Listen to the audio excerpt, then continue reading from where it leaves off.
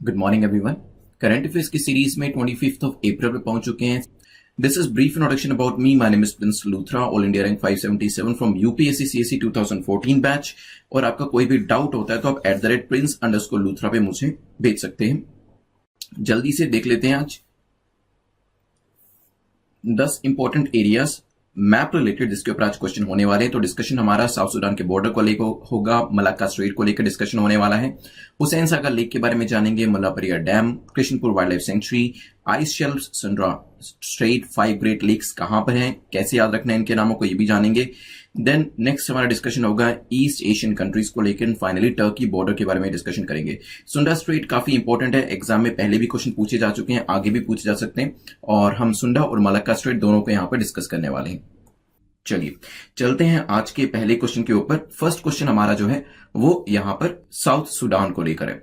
South Sudan काफी news में रहता है और यहां पर पूछा जा रहा है कि जो साउथ सुडान है इसका बॉर्डर किससे टच होता है, क्या युगांडा से होता है, कीनिया से होता है, इथियोपिया से होता है। आपको बताना है करेक्ट आंसर कौन सा है। फिर इसको मैप के ऊपर भी देखेंगे, बिकॉज मैप देखना सबसे जरूरी है। वैसे आप लोगों को मैंने बताया कि रोज 5 से 10 मिनट आपको मैप जरूर देखना है, उसको तो देखिएगा वीकली बेसिस पे। यहां पर भी मैं आपको 10 डिफरेंट मैप्स जो वो दिखा देता हूं जो खासतौर पे न्यूज में रहते हैं।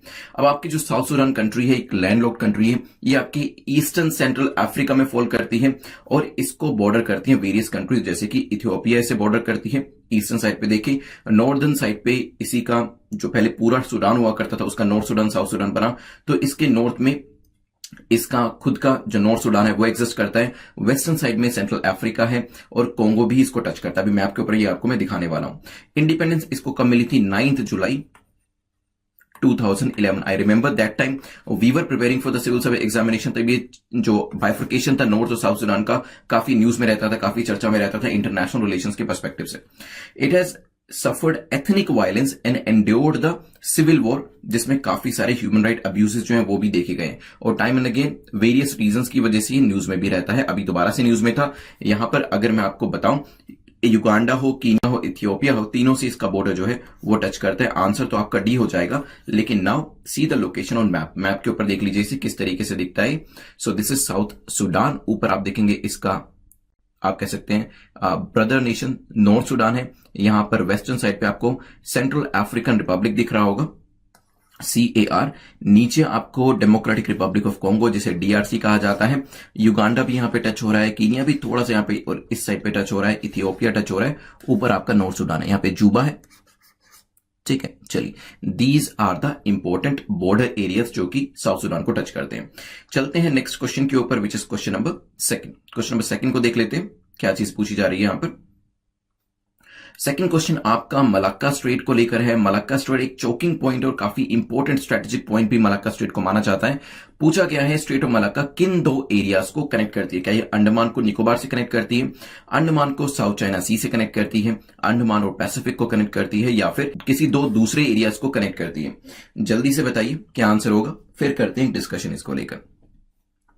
चलिए देखिए, ये जो पर्टिकुलर स्ट्रेट ऑफ मलक्का है वेरियस शिप्स को पास करने के लिए काफी इंपॉर्टेंट, काफी आप कह सकते हैं स्ट्रेटेजिक पॉइंट माना जाता है। इसे चौक पॉइंट भी कहा जाता है। स्ट्रेट ऑफ मलक्का जो है ये अंडमान सी जो कि इंडियन ओशन में है इसको कनेक्ट करता है किसके साथ? साउथ चाइना सी के साथ। तो आंसर क्या होगा? B will be the correct answer. It runs between the Indonesian island of Sumatra and peninsular Malaysia to the east, जैसे कि अभी आपको यहां पर मैं दिखाने वाला हूं। देखिए स्ट्रेट ऑफ मलक्का, थोड़ा सा यहां पे इसको मैग्नीफाई करके दिखाता हूं आपको। यहां पे सुंडा स्ट्रेट भी देख लीजिएगा, नीचे है। देन यहां पे स्ट्रेट ऑफ मलक्का है, दिस इज द रीजन। ठीक है, नीचे आपका इंडियन ओशन है, यहां पे आपका अंडमान है और ऊपर आपका साउथ चाइना सी है। This is the Chowk point. ठीक है, चलिए चलते हैं अभी नेक्स्ट क्वेश्चन के ऊपर। नेक्स्ट क्वेश्चन देख लेते हैं क्या चीज यहां पर पूछ रहा है हमसे। यहां पर पूछा गया है हुसैन सागर लेक कहां पर लोकेट करती है? क्या यह हैदराबाद में है, चेन्नई में है, बेंगलुरु में है, या फिर कोची में है? बताइए कहां पर लोकेट करती है हुसैन सागर लेक? अभी रिसेंटली न्यूज में थी। चलिए, तो यहां पर इसे सिंबल ऑफ लव भी कहा जाता है। इसकी जो शेप है हार्ट के आकार की है। इसे इसी वजह से हार्ट ऑफ द वर्ल्ड भी कहा जाता है, हार्ट ऑफ द वर्ल्ड। ठीक है, हार्ट ऑफ द वर्ल्ड। और ये जो टाइटल है इसे यूनाइटेड नेशन WTO क्या है, वर्ल्ड टूरिज्म ऑर्गेनाइजेशन ने दिया था, वर्ल्ड टूरिज्म डे, जो कि 2012 में ऑब्जर्व किया गया था। तो 2012 में इसे हार्ट ऑफ द वर्ल्ड का title United Nation World Tourism Organization, जिसे कि UNWTO के नाम से जाना जाता है, उसके द्वारा दिया गया था। हैदराबाद में लोकेट करती है। ए इज द करेक्ट आंसर। इसको लेकर भी ये भी अभी काफी न्यूज में थी, इसकी वजह से इस पे क्वेश्चन बनाया गया। आपसे एग्जाम में पूछा जा सकता है कि क्या इसे UNWTO का टाइटल मिला है, नहीं मिला है, या फिर कब मिला है, ये सब चीजें यहां पर पूछी जा सकती है। ठीक है, Hussain Sagar is a heart shaped lake in Hyderabad, Telangana. चलिए, किसके द्वारा बनाई गई थी? It was build by Ibrahim Quli Qutb Shah in 1563। ये सब हिस्टोरिकल फैक्ट्स भी इसको लेकर पूछे जा सकते हैं। चलते हैं हम नेक्स्ट क्वेश्चन के ऊपर, विच इज क्वेश्चन नंबर 4, जो कि मुल्लापेरिया डैम को लेकर है। मुल्लापेरिया डैम अभी पीछे भी न्यूज में था, रिसेंटली और काफी फ्रीक्वेंटली जो है ये मुल्लापेरिया डैम आपके न्यूज़पेपर के अंदर, न्यूज के अंदर, करंट अफेयर्स के अंदर अपीयर करता रहता है। मुल्लापेरिया डैम को लेकर बताएं ये कहां पर लोकेट करता है? केरला में है, तमिलनाडु में है, तेलंगाना में है, आंध्र प्रदेश में है। इसके अलावा भी कुछ और चीजें बता सकते हैं, क्योंकि I remember it quite vividly. अभी अराउंड 40-45 डेज पहले मुल्लापेरिया डैम के बारे में मैंने आपको बताया था कि ये कहां पे लोकेट करता है और किसके द्वारा बनाया जा रहा है और किस सिटी को हेल्प करेगा इरिगेशन के अंदर और पानी प्रोवाइड करने के अंदर। ठीक है, बताइए जल्दी से। चलिए, तो अगर आपको याद हो तो लास्ट में मैंने आपको बताया था कि मुल्लापेरिया डैम जो है it is located in Kerala. ठीक है, वैसे भी परियर से आपको समझ में आ जाएगा, but it is operated by Tamil Nadu. Tamil Nadu के द्वारा ऑपरेट किया जाता है और लोकेट कहां करता है? केरला के अंदर। ठीक है, इसमें लीज एग्रीमेंट जो है वो 999 ईयर्स का दिया गया है, जिसके अंदर प्राइस जो है, कॉस्ट जो है वो यहां पर टाइम टू टाइम रिवाइज किया जाता है। ठीक है, चलिए, तो आंसर आपका क्या हो जाएगा? हमने लोकेशन पूछी थी, ये नहीं पूछा था कि किसके द्वारा ऑपरेट किया जाता है। एग्जाम में अगर ये पूछा जाता है किसके द्वारा ऑपरेट किया जाता है, then you can tell Tamil Nadu, otherwise location जो है वो कहां है? केरला। चलते हैं इसकी एक बार लोकेशन मैप के ऊपर देख लेते हैं, मुल्लापेरिया डैम। सो ये आपकी पेरियर रिवर है, दिस इज मुल्लापेरिया डैम, और यहां पे this is the location Madurai है, आपका तमिलनाडु शुरू हो जाता है। ठीक है, दिस इज इन केरला। चलते हैं नेक्स्ट टॉपिक के ऊपर, विच इज क्वेश्चन नंबर 5। देख लेते हैं यहां पर क्वेश्चन नंबर 5 किस चीज के बारे में बात कर रहा है। क्वेश्चन नंबर 5 बात करता है कृष्णपुर वाइल्ड लाइफ सेंचुरी के बारे में। सिंपली पूछा है ये कहां पर लोकेट करती है। रिसेंटली इसके बारे में छोटी सी न्यूज दे रखी थी न्यूज़पेपर के अंदर, इसी वजह से क्वेश्चन बनाया गया है। क्या ये राजस्थान में है, यूपी में है, MP में है, या फिर पंजाब में? बताइए। Krishnapur wild life century, Kishanpur wild life century कहां पर लोकेट करती है? फोना की बात करें तो यहां पे टाइगर से लेकर लेपर्ड मिल जाएगा आपको, बंगाल फ्लोरिकन भी यहां पे पाया जाता है, साथ ही साथ बार्किंग डियर भी यहां पे मिल जाते हैं, हॉक डियर भी मिल जाते हैं। अगर हम बंगाल फ्लोरिकन का जिक्र करें, अभी 2 दिन पहले जब हमने MCQs करे थे, वहां पे मैंने आपको एक चीज बताई थी बंगाल फ्लोरिकन के बारे में। लेट्स सी आप में से कितने लोग उसको रिकॉल कर पाते हैं। जिन लोगों ने रिवाइज किया होगा डेफिनेटली वो इस चीज को रिकॉल कर पाएंगे, और ऐसे स्टूडेंट जो है उनकी बेसिकली टेंडेंसी कहें या फिर कहें कि उनकी प्रोबेबिलिटी जो है वो काफी ज्यादा हो जाती है एग्जाम के अंदर, प्रीलिम्स एग्जाम के अंदर खासतौर पे स्कोर करने की, जो इस तरह की चीजें जो पढ़ाई जाती हैं उनको रिकॉल कर पाते हैं, क्योंकि रिकॉल जो है वो काफी जरूरी होता है, एग्जाम में आपको रिकॉल ही करना होता है। तो लेट्स सी बंगाल फ्लोरिकन को लेकर मैंने आपको एक चीज बताई थी कुछ दिन पहले, उसको कितने लोग कमेंट सेक्शन के अंदर यूट्यूब के लिख सकते हैं। किशनपुर वाइल्ड लाइफ सेंचुरी की बात करें so it was in news, it is a part of Dudhwa tiger reserve, जो कि कहां पे? मिलानी इन यूपी के अंदर। So UP is the correct answer, B हमारा यहां पे करेक्ट आंसर हो जाएगा। एक बार इसको देख लीजिए, और ये जो चीज मैंने आपसे पूछी है बंगाल फ्लोरिकन को लेकर वो जरूर बताइएगा। सो this is the map of UP and this is the location of Kishanpur wild life century. तो यहां पर चलते हैं क्वेश्चन नंबर 6 के ऊपर। क्वेश्चन नंबर 6 से पहले crack UPC exam in 100 days की सीरीज के बारे में मैं आपको बताना चाहूंगा। Crack UPC exam in 100 days की सीरीज जो है इट्स 100 डेज असाइनमेंट प्रोग्राम, जिसमें डेली बेसिस पे आपको रोज असाइनमेंट्स दिए जाते हैं, जिसके अंदर आपको कुछ वीडियोस देखने होते हैं, आपको वीडियोस प्रोवाइड किए जाते हैं, और कुछ MCQs जो होते हैं वो सोल्व करने होते हैं। इसमें जो MCQs है उसमें आपकी कट ऑफ भी रहती है कि कितना आपको स्कोर करना है। यहाँ पर जो लोग अपने मार्क्स को, फॉर एग्जाम्पल अगर आप डेली बेसिस पे मॉक टेस्ट कर रहे हैं और आपका स्कोर 60, 70, 80 के आसपास आ रहा है और उसको इंक्रीज करके 110 तक लेके जाना चाहते हैं, 120 तक लेके जाना चाहते हैं, those people can enrol in this course. अगर आपके ऑलरेडी 120 का मार्क्स आ रहे हैं, 130 के स्कोर आपका आ रहा है, then you don't need it. तो ऑलरेडी आपका जो स्कोर है वो कट ऑफ से ऊपर है, तब आपको इसकी जरूरत नहीं है। लेकिन अगर आपका स्कोर 100 या इससे कम आ रहा है और आप कट ऑफ को क्रॉस करना चाहते हैं, इंश्योर करना चाहते हैं कि प्रीलिम्स के अंदर आपके जो मार्क्स हैं वो अच्छे हैं, then you can enrol in this series. चलिए चलते हैं क्वेश्चन नंबर 6 के ऊपर। क्वेश्चन नंबर 6 जो है सुंडा स्ट्रेट को लेकर है, पूछा गया सुंडा स्ट्रेट किस किस के बीच में लोकेट करती है? क्या ये जावा और सुमात्रा के बीच में है? क्या ये जावा और जकार्ता के बीच में है? इंडोनेशिया, मलेशिया, या फिर मलेशिया और जावा के बीच में? जल्दी से बताइए क्या आंसर होगा, फिर डिस्कशन करते हैं। चलिए, सुंडा स्ट्रेट इज अ स्ट्रेट जो कि इंडोनेशिया के दो आइलैंड्स हैं, जावा और सुमात्रा, उसको कनेक्ट करती है। तो आंसर आपका क्या हो जाएगा यहाँ पर? A will be the correct answer. It connects the Java Sea to the Indian Ocean as well. तो जावा सी को इंडियन ओशन से भी कनेक्ट करती है। ये चीज ध्यान रखिएगा। सुंडा स्ट्रेट एक बार मैप के ऊपर देख लीजिए। वैसे पीछे मैंने आपको मलक्का के साथ दिखाया था, बट हियर इट इज सुंडा स्ट्रेट है आपका, सुमात्रा है ऊपर और नीचे आपका जावा है। चलिए चलते हैं नेक्स्ट क्वेश्चन के ऊपर, विच इज क्वेश्चन नंबर 7। पूछा गया है विच of the following ice shelf is और आर पार्ट ऑफ आर्कटिक। तो इसमें से कौन सी आइस शेल्फ जो ऐसी है जो कि आर्कटिक का पार्ट है? अमेरी, रोज या फिर रोन? बताइए क्या आंसर होगा, फिर करते हैं डिस्कशन इसके ऊपर। चलिए देखिए, लास्ट टाइम भी मैंने आपसे मैप के अंदर इस तरीके का एक क्वेश्चन पूछा था। बेसिकली सिमिलर क्वेश्चन था लेकिन डिफरेंट तरीके से पूछा था, जैसे कि यूपीएससी करता है। जो प्रीवियस ईयर के क्वेश्चन होते हैं उसको थोड़ा सा घुमा के क्वेश्चन को पूछा जाता है, और यहां पर भी मैंने यही चीज करी है। तो यहां पे आर्कटिक की जगह आंसर जो होगा वो अंटार्कटिक होगा, क्योंकि तीनों जो शेल्फ्स हैं वो आपके तीनों आइस शेल्फ जो है न्यूज में थी, खासतौर पर अमेरी आइस शेल्फ जो थी वो न्यूज में थी, और ये है अंटार्कटिक के अंदर, ना कि आर्कटिक के अंदर। तो ना ही अमेरी आर्कटिक में है, ना ही रॉज और ना ही रोन। तो आंसर क्या हो जाएगा आपका यहाँ पे? D will be the correct answer, क्योंकि तीनों की तीनों जो आइस शेल्फ हैं वो आर्कटिक को बिलोंग नहीं करती है। राइट, चलिए तो ध्यान रखिएगा, क्वेश्चन को थोड़ा सा घुमा के भी पूछा जा सकता है। लास्ट टाइम सिंपली मैंने आपसे पूछा था कि ये जो आइस शेल्फ है कहां पर बिलोंग करते हैं, कहां पर लोकेट करती है?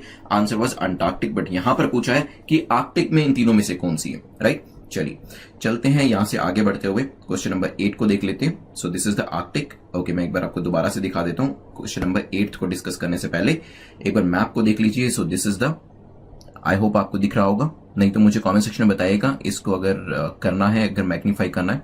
यहाँ पे आपको रोन आइस शेल्फ दिखाई दे रही है ईस्टर्न साइड में। यहाँ पे देखेंगे तो आपको अमेरी आइस शेल्फ है। This is the Amery one and this is the Ross ice shelf, this is Ronne ice shelf. चलिए चलते हैं। ये east to west, west to east भी पूछी जा सकती है आपसे। अंटार्कटिक में लोकेट करती है। पूछा गया 5 ग्रेट लेक्स की हम बात करते हैं, अमेरिका में लोकेट करती है। उन 5 में से इसमें से कौन सी नहीं है? ठीक है, तो बेसिकली यहां पर 3 नाम तो करेक्ट लेक्स के दिए हैं, एक गलत का दिया है, आपको उसी को यहां पर पहचानना है। रोन क्या सही है? ओंटारियो, एरी, सेरीन? जल्दी से बताएं गलत कौन सी है। देखिए 5 ग्रेट लेक्स की बात करते हैं तो इसको याद रखने का तरीका आपका है होम्स। ठीक है, 5 great lakes, H stand for Huron, O से क्या है? ओंटारियो, एम से क्या है? मिशिगन, ई से क्या है? एरी, और एस से है लेक सुपीरियर। ठीक है, these are the 5 great Lakes जो कि आपसे एग्जाम में पूछी जा सकती है। लेक जो है according to their flow from west to east, west to east. अगर थोड़ा सा डिफिकल्ट क्वेश्चन बनाना होगा, सिंपल क्वेश्चन में तो ये होगा कि इनके 5 में से नाम इनके पूछ लिए जाएंगे। लेकिन अगर आपसे यहां पर पूछा जाता है कि वेस्ट टू ईस्ट किस तरीके से फ्लो करती है, कौन सी फ्लो करती है, ये होगा थोड़ा सा डिफिकल्ट क्वेश्चन। तो वेस्ट टू ईस्ट की बात करें, मतलब east, west, north, south. West to east के अंदर यहां पर एक और आप फ्रेज को याद रख सकते हैं। मैं होम को हटा देता हूं यहां पर फॉर द टाइम बीइंग, और आप इस फ्रेज को याद रखिएगा। इस फ्रेज को याद रखेंगे तो वेस्ट टू ईस्ट याद रखने में आपको दिक्कत नहीं होगी। That is Superman helps everyone. Now this is west to east. कैसे? S stands for, पहला यहां पे जो आपका अल्फाबेट है उसको लेते जाइए। S stands for superior, M stands for Michigan, H से हुरॉन है, E से एरी है, O से ओंटारियो है। Superman helps everyone. तो वेस्ट टू ईस्ट आपको लोकेशन जो है, डायरेक्शन भी अब पता चल गई, location east to west, west to east भी अब आपको पता चल गई। अब ईस्ट टू वेस्ट भी आप बता पाएंगे इसमें, क्योंकि आपको जस्ट इसको उल्टा करना है। यहां से पढ़ना शुरू कर दीजिएगा, ओंटारियो, एरी, रोन, मिशिगन, सुपीरियर। ठीक है, चलिए इस तरीके से 5 नाम और ईस्ट टू वेस्ट आप याद रख सकते हैं। यहां पर देखिए, these are the lakes, superior है, Michigan, Huron, Erie and Ontario. चलिए ये आपका यूएस कनाडा के अंदर है। चलते हैं नेक्स्ट टॉपिक के ऊपर, विच इज क्वेश्चन नंबर 9। पूछा है नॉर्थ टू साउथ आपको लगाना है इन 4 कंट्रीज को। जापान है, साउथ कोरिया है, ताइवान को मैं कंट्री ही कहूंगा, फिलीपींस है। जल्दी से बताएं नॉर्थ टू साउथ आपको इसमें लगाना है। लोकेशन कैसे बनाएंगे? East, west, north, south. North to south बताइए क्या होगा। फिर इसको मैप के ऊपर भी हम देखने वाले हैं। चलिए मैप के ऊपर देख लेते हैं। यहां पर पहले इजी हो जाएगा चीज आपके लिए। तो यहाँ पे सबसे ऊपर देखेंगे तो जापान शुरू हो रहा है यहाँ पर, ठीक है, ऊपर से आ रहा है ये।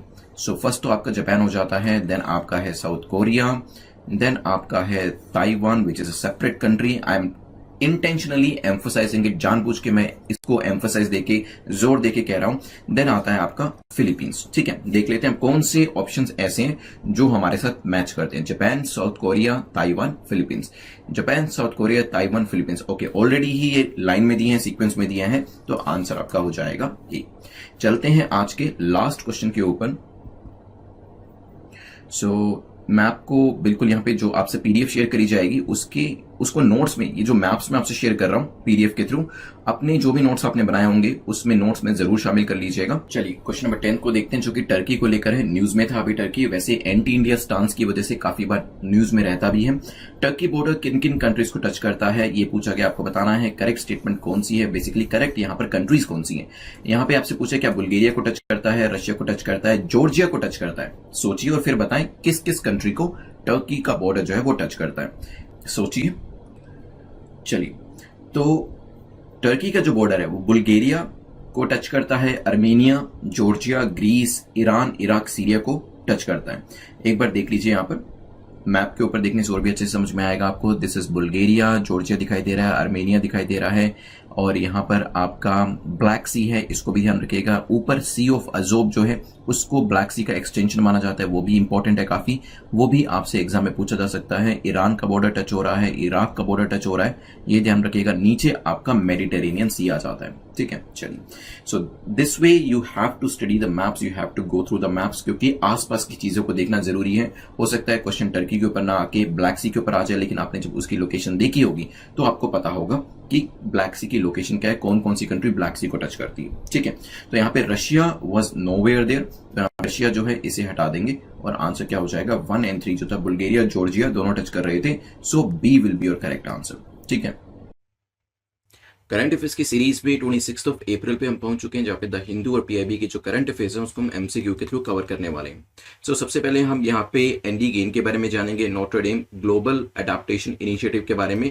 फिर हम एनपीएस को लेकर एक क्वेश्चन डिस्कस करने वाले हैं, ब्रेक थ्रू इन्फेक्शन को लेकर भी डिस्कशन हमारा होगा, पंचायती राज और पंचायती राज डे के बारे में डिस्कशन हमारा होने वाला है, एनपीसीआई के हेडक्वार्टर के बारे में जानेंगे, मॉक्सी क्या है एक एक्सपेरिमेंट, इसके बारे में डिस्कशन होगा, ऑक्सीजन को लेकर एक डिस्कशन होने वाला है, डीसीजीआई का अभी एक अप्रूवल दिया गया है एक नई ड्रग को इमरजेंसी यूज के लिए, उसके बारे में जानेंगे, और फाइनली वरुणा एक्सरसाइज के बारे में डिस्कशन करने वाले हैं। चलिए आज के पहले क्वेश्चन पे चलते हैं। तो first question talks about Notre Dame global adaptation initiative ND gain index को लेकर पूछा गया। बताएं इस इंडेक्स को लेकर कौन सी स्टेटमेंट आपकी करेक्ट है, कौन सा कथन आपका सही है। This analysis is done by Save the Children international. किसके द्वारा ये एनालिसिस किया जाता है, इंडेक्स लेके आया जाता है जिसके बेसिस पे, या फिर कहें कि इंडेक्स जिस एनालिसिस के बेसिस पे होता है, सेव द चिल्ड्रन इंटरनेशनल के द्वारा। It has shown the impact of climate change on children across the world. हो सकता है, सोचिए इसके बारे में, फिर करते हैं डिस्कशन। चलिए, तो अभी आपका ND gain that is Notre Dame global adaptation initiative index जो है ये न्यूज में था। एनालिसिस जो है it is done by Save the Children International, जो कि एक child right non profit organisation है। So Save the Children International एक एनजीओ है या एनपीओ कह सकते हैं, जो कि चाइल्ड राइट से एसोसिएट करता है। तो पहली जो स्टेटमेंट है बिल्कुल ठीक हो जाती है।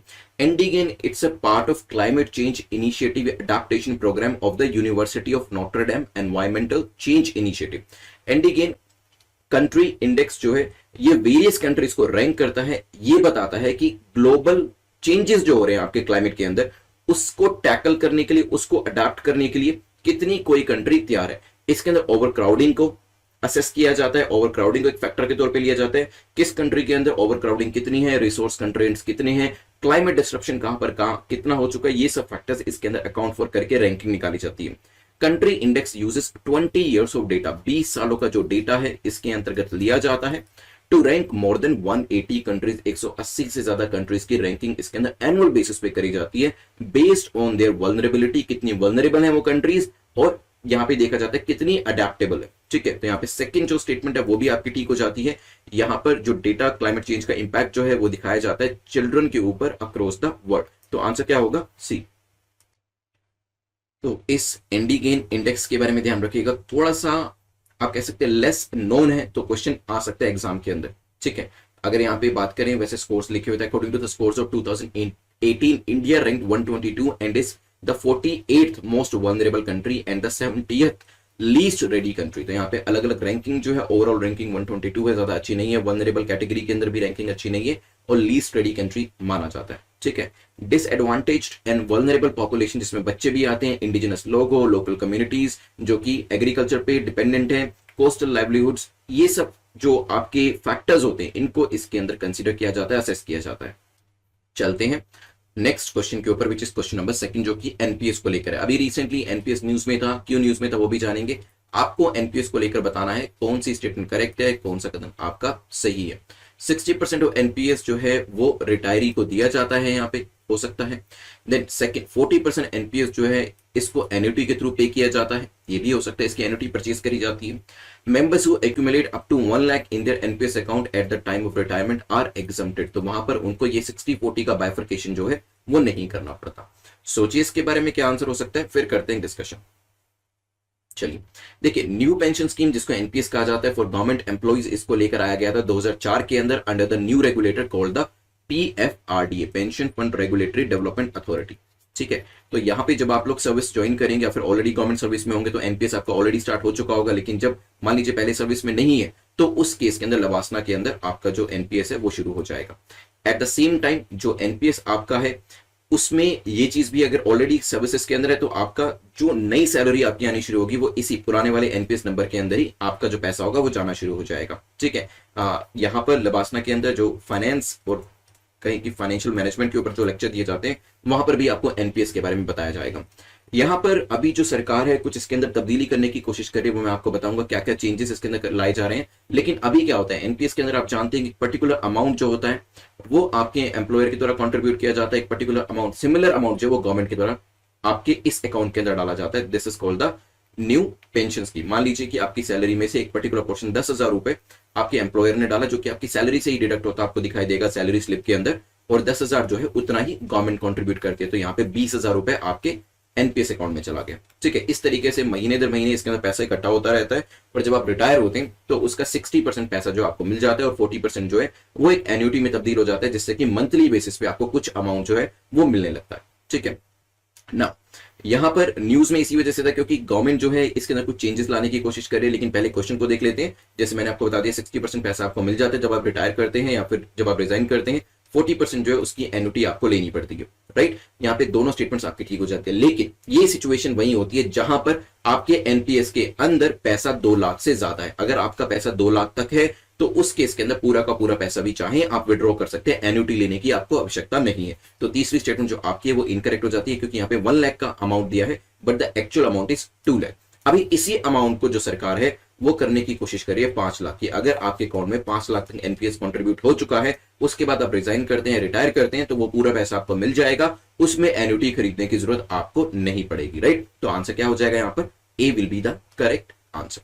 चलिए चलते हैं क्वेश्चन नंबर 3 को देख लेते हैं। क्वेश्चन नंबर 3 जो है ब्रेक थ्रू इन्फेक्शन को लेकर है। किस तरीके का इन्फेक्शन है, ऐसे लोगों को जो कि पहले इन्फेक्शन हो चुका है, कोविड को रिलेटेड क्वेश्चन है ये, तो पहले कोविड हो चुका है, दोबारा से कोविड हुआ है तो उसे ब्रेक थ्रू इन्फेक्शन कहते हैं, या फिर किसी को पहली बार कोविड हुआ तो उसे ब्रेक थ्रू इन्फेक्शन कहते हैं। ऐसा इन्फेक्शन, ऐसा कोविड का इन्फेक्शन जिसमें कि सिम्टम्स ही नहीं है, क्या उसे ब्रेक थ्रू इन्फेक्शन कहते हैं, या फिर ऐसा इन्फेक्शन जो कि वैक्सीनेशन की वजह से हुआ है? बताइए क्या आंसर होगा।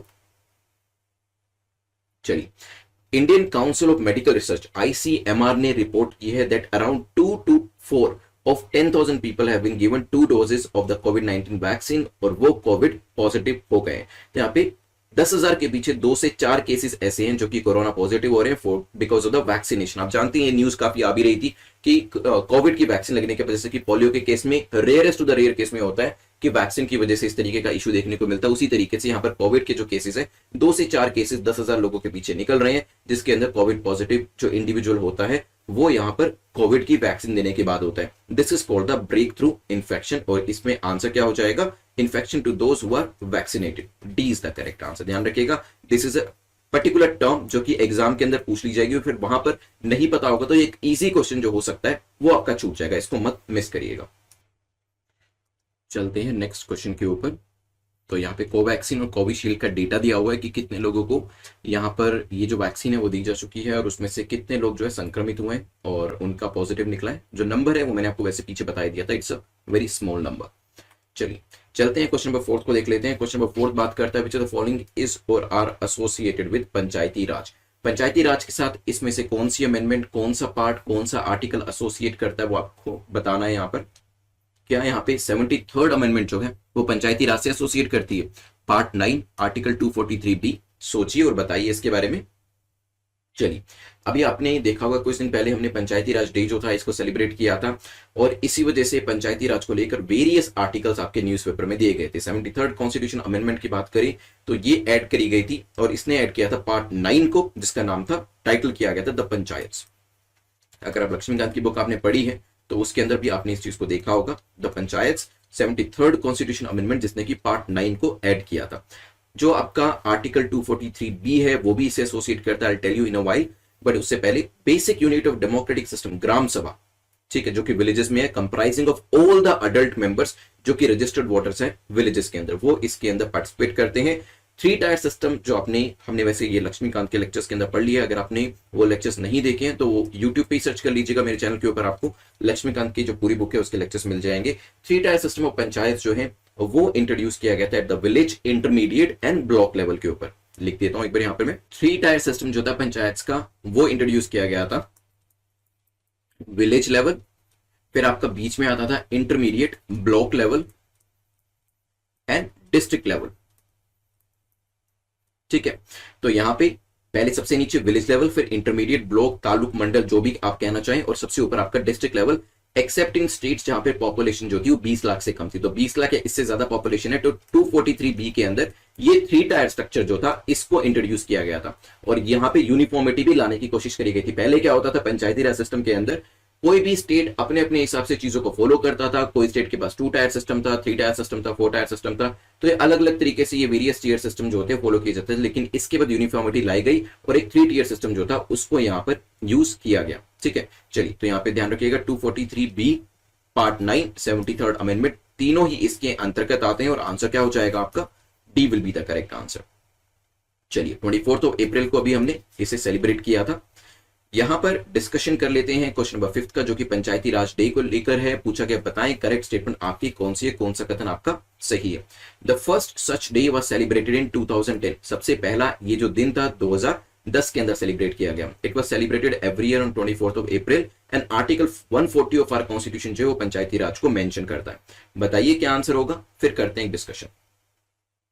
चलिए, देखिए सबसे पहले तो अगर आपने बिल्कुल, अभी मैंने बताया, अगर आप बिल्कुल फोकस करके देख रहे होंगे इस क्वेश्चन को तो ये तो आपने यहीं पे चीज पकड़ ली होगी, क्योंकि अभी मैंने यहाँ पे आपको 24 अप्रैल दिखाया था, जिससे कि आपको सेकंड स्टेटमेंट को मार्क करने में दिक्कत नहीं होती, कि मतलब सेकंड स्टेटमेंट तो आपकी ठीक होगी ही होगी, राइट। और इसकी वजह से आप बी और सी को एलिमिनेट कर देते, क्योंकि सेकंड स्टेटमेंट आपका आंसर में होगा ही होगा, या तो अब आंसर आपका ए होगा या डी होगा। इट मीन्स 1 and 2 या 1 2 3।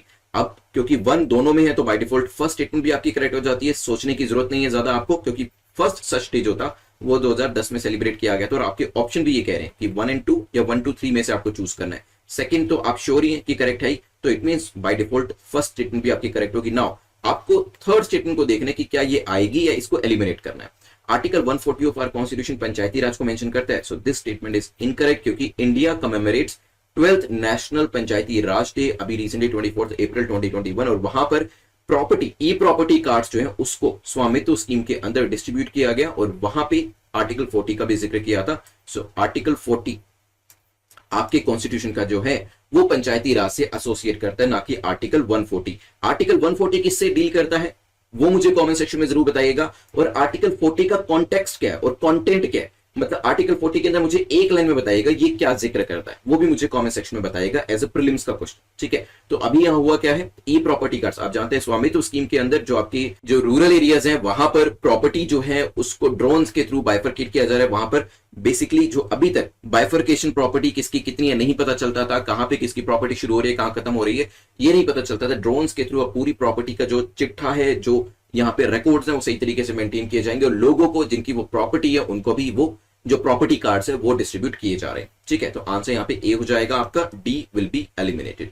चलिए ध्यान रखिएगा, चलते हैं क्वेश्चन नंबर 6 के ऊपर। और उससे पहले यूपीएससी टेस्ट सीरीज जो है, I am emphasising it again and again, do not think कि आपका जो एग्जाम है वो हो सकता है डेफर हो जाए, डिले हो जाए, इस तरीके से मत सोचिएगा, देखिए होना होगा तो हो जाएगा वो, लेकिन चीज आपके फेवर में काम करनी चाहिए। यू अज्यूम की जो एग्जाम है वो 27 जून को ही होना है और आपको उसी को ही ध्यान में रखकर तैयारी करनी है, और उस चीज को अभी 2 महीने का टाइम बचा है। इट मींस आपको अपना 100% डाल देना है। इट मींस की मॉक टेस्ट जो है वो कम से कम यहां पर 50 तो आपको करके जाने ही है। 50 मॉक टेस्ट करिए, उसे अच्छे से अटेम्प्ट करें, 1.5 घंटे का टाइम लेके अटेम्प्ट करें। शुरू के जो आपके होंगे मॉक टेस्ट उसमें 2 घंटे का टाइम ले, लेकिन धीरे धीरे टाइम को कम करते हुए 1.5 घंटे पे आ जाइए। 1.5 घंटा यहां पे लेंगे तो एग्जाम में आसानी से 2 घंटे में आप पूरे पेपर को कर पाएंगे, आपका छूटेगा नहीं।